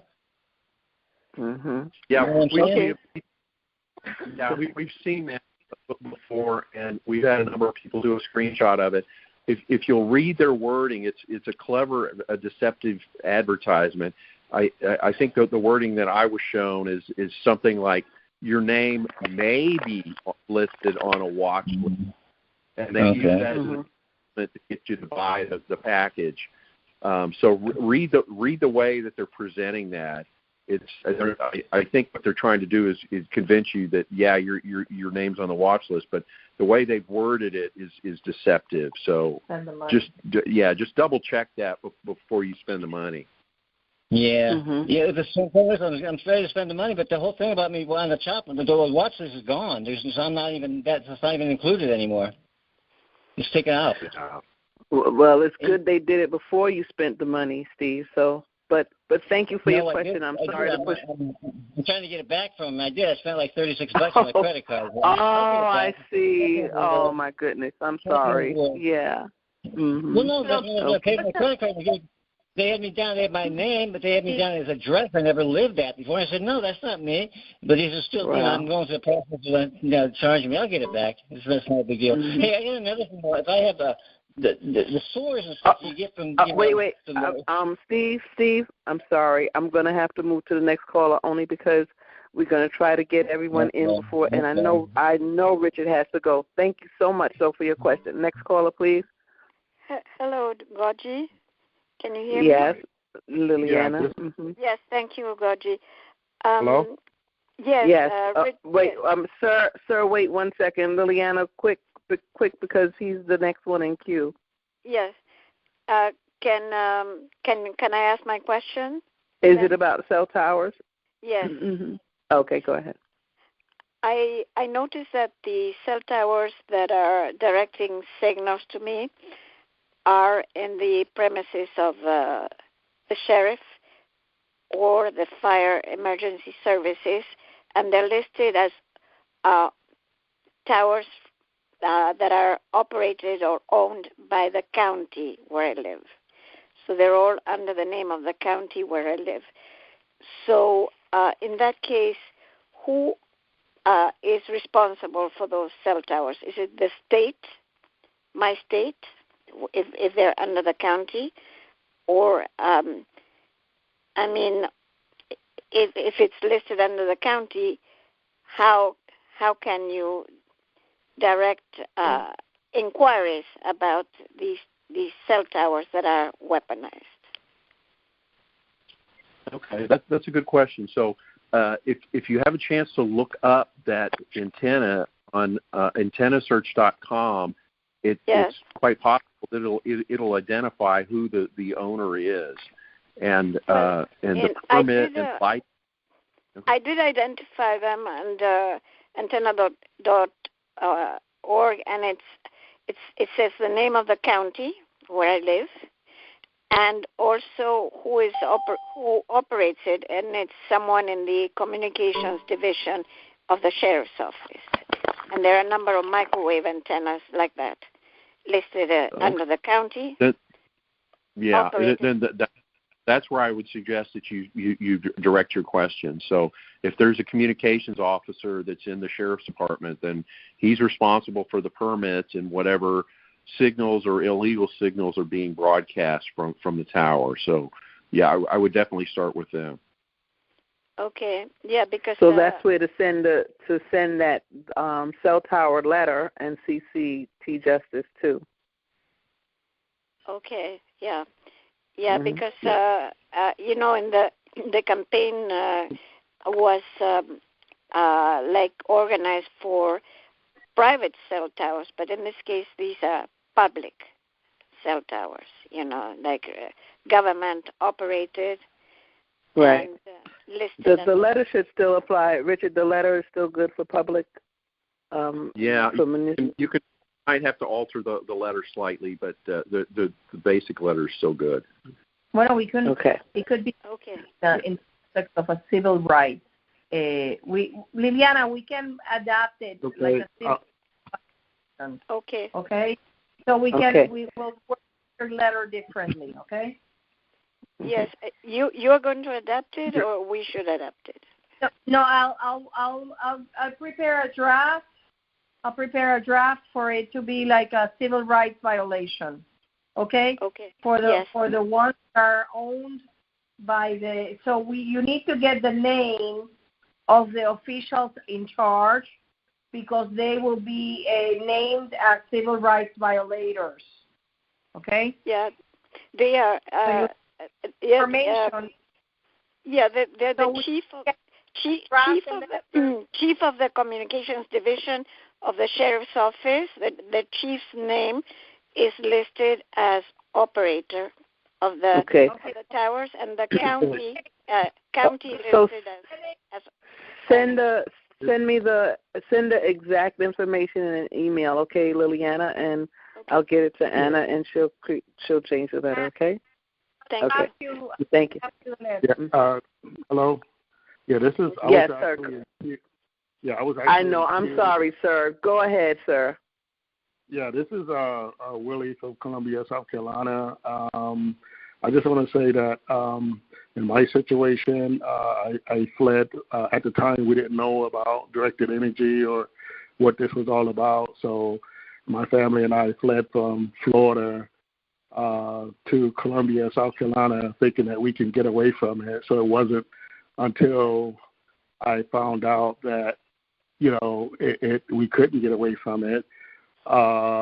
We purchased a home here in Columbia, and I noticed that within our closing date of 30 days or so, one of those antennas was erected. It's about a mile from my home, and it actually has the cylinders and some other weird round shape. It has multiple weird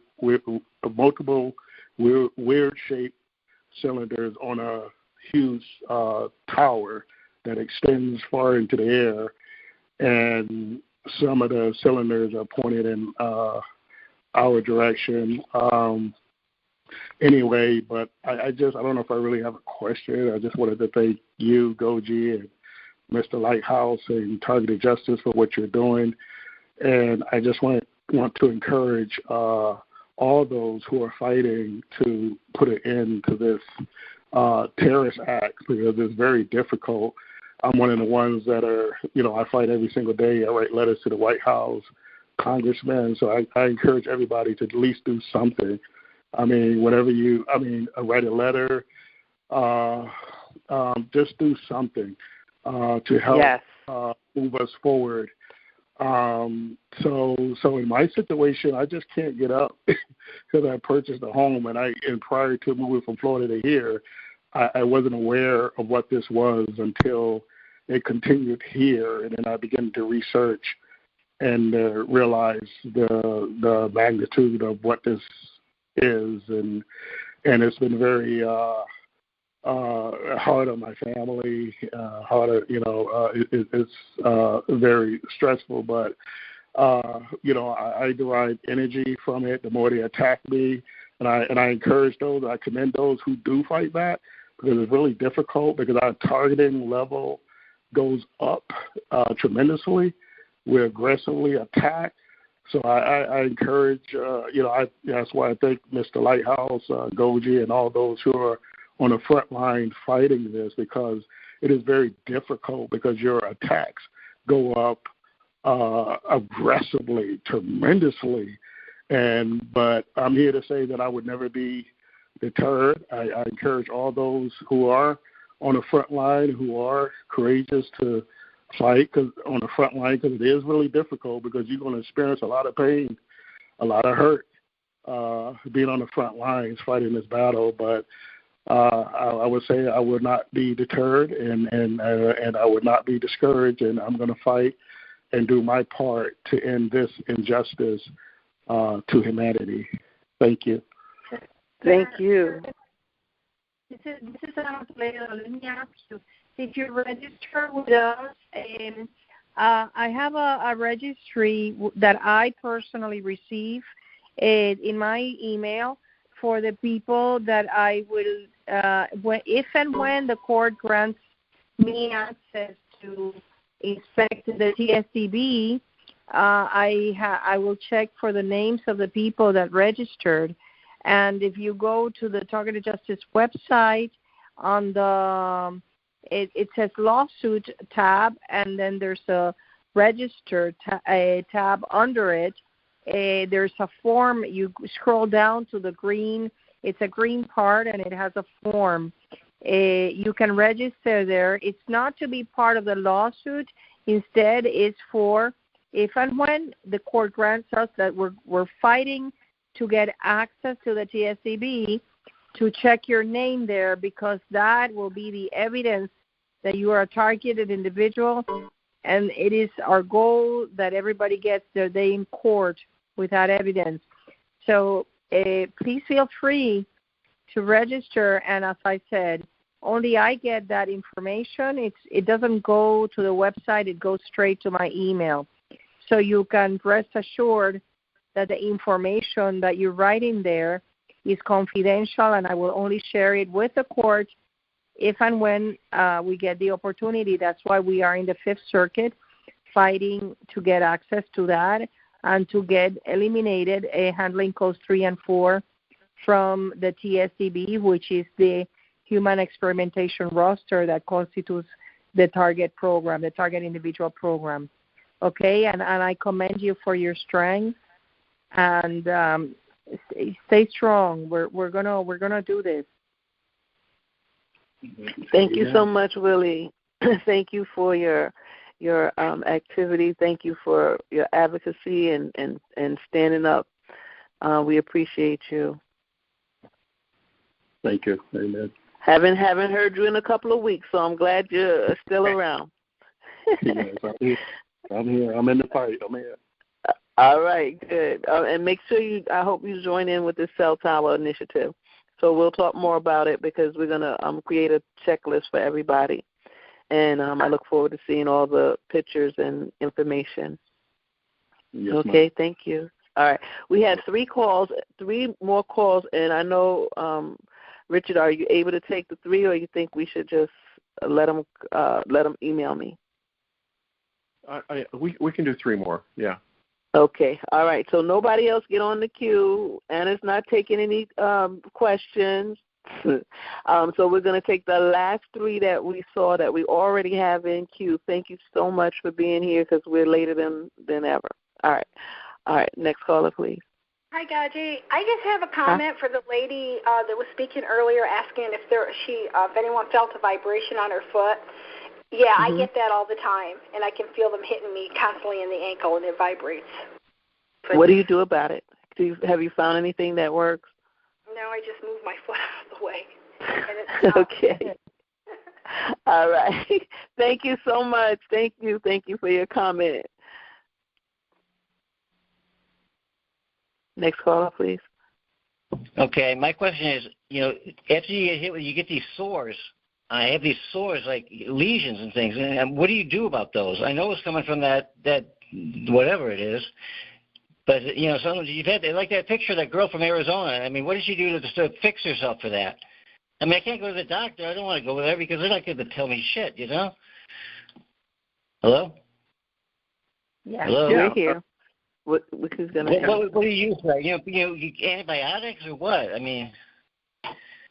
We got one of our advisory board members is a medical doctor, and her specialty is dermatology.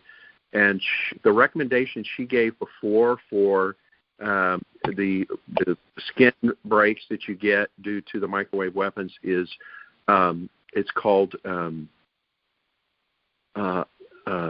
O3 cream or I can't think of the name. Ozonated cream. And it's difficult to find in Walgreens or CVS. You actually have to go online to get it, but it's called ozonated cream. And the ozone that's put into it's 3 oxygens, and it actually disinfects and allows it to heal. And she also recommended CBD oil on top of the abrasion after you put the ozonated cream on it to protect the wound. So those are the 2 steps that cool. this medical doctor recommends. Ozone. Okay. Ozonated cream with CBD oil on top of it. That's about it then, huh? Yeah. Mm-hmm. Thank you for your question, sir. Try anything like that? Yeah, that's okay. You can go to the next Thank you for your question. Thank you for joining the J.A.M. and thank you for your question. Right. And this is the last question of the night because this is 3. 1, 2, 3. So this should be the last question of the night. Come on now. Actually, you're all set with questions. Great job, guys. Okay. Thank you, Tranquility. Thank you. Thank you, Richard Lighthouse. Thank you for your patience, for staying with us. Thank you for sharing your expertise and your information. Thank you, Anna, Attorney Anna, for stepping in when needed.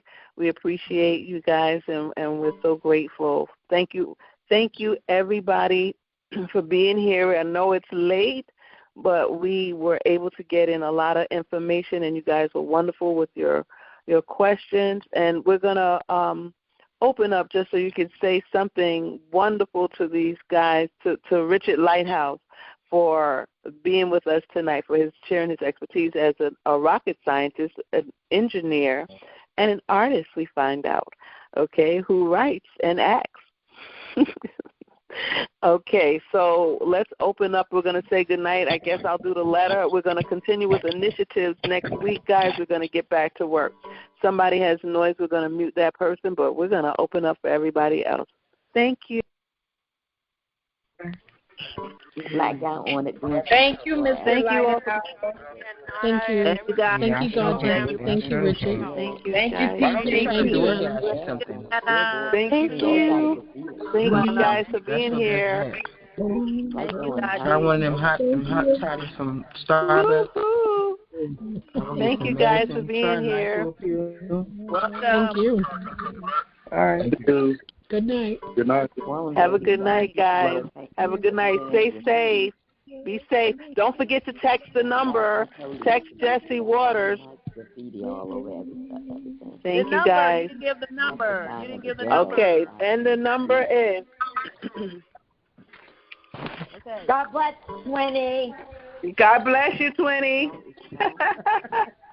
I'm going to give the number. Give the number. Oh, shucks. I'm giving the number. 1 second. Daggone it. Where's the number? Oh. Okay, here's the number. 929-286-7479. She's still in here. All right. Thank you. 929-286-7479. That's Jesse Waters. We're going to send 2 text messages, one from ourselves, telling him that we're a TI and we need his help, and one asking him to interview Anna Toledo from targetedjustice.com. He's heard about what the FBI is doing, and he wants to hear from us, okay? He wants to hear from us. Let's give him what he's asking for. Yes. All right now. All right. Bye-bye. Love you. All right. Love you too. Thank you, guys. Woohoo! Good night, guys. Thank you for being here.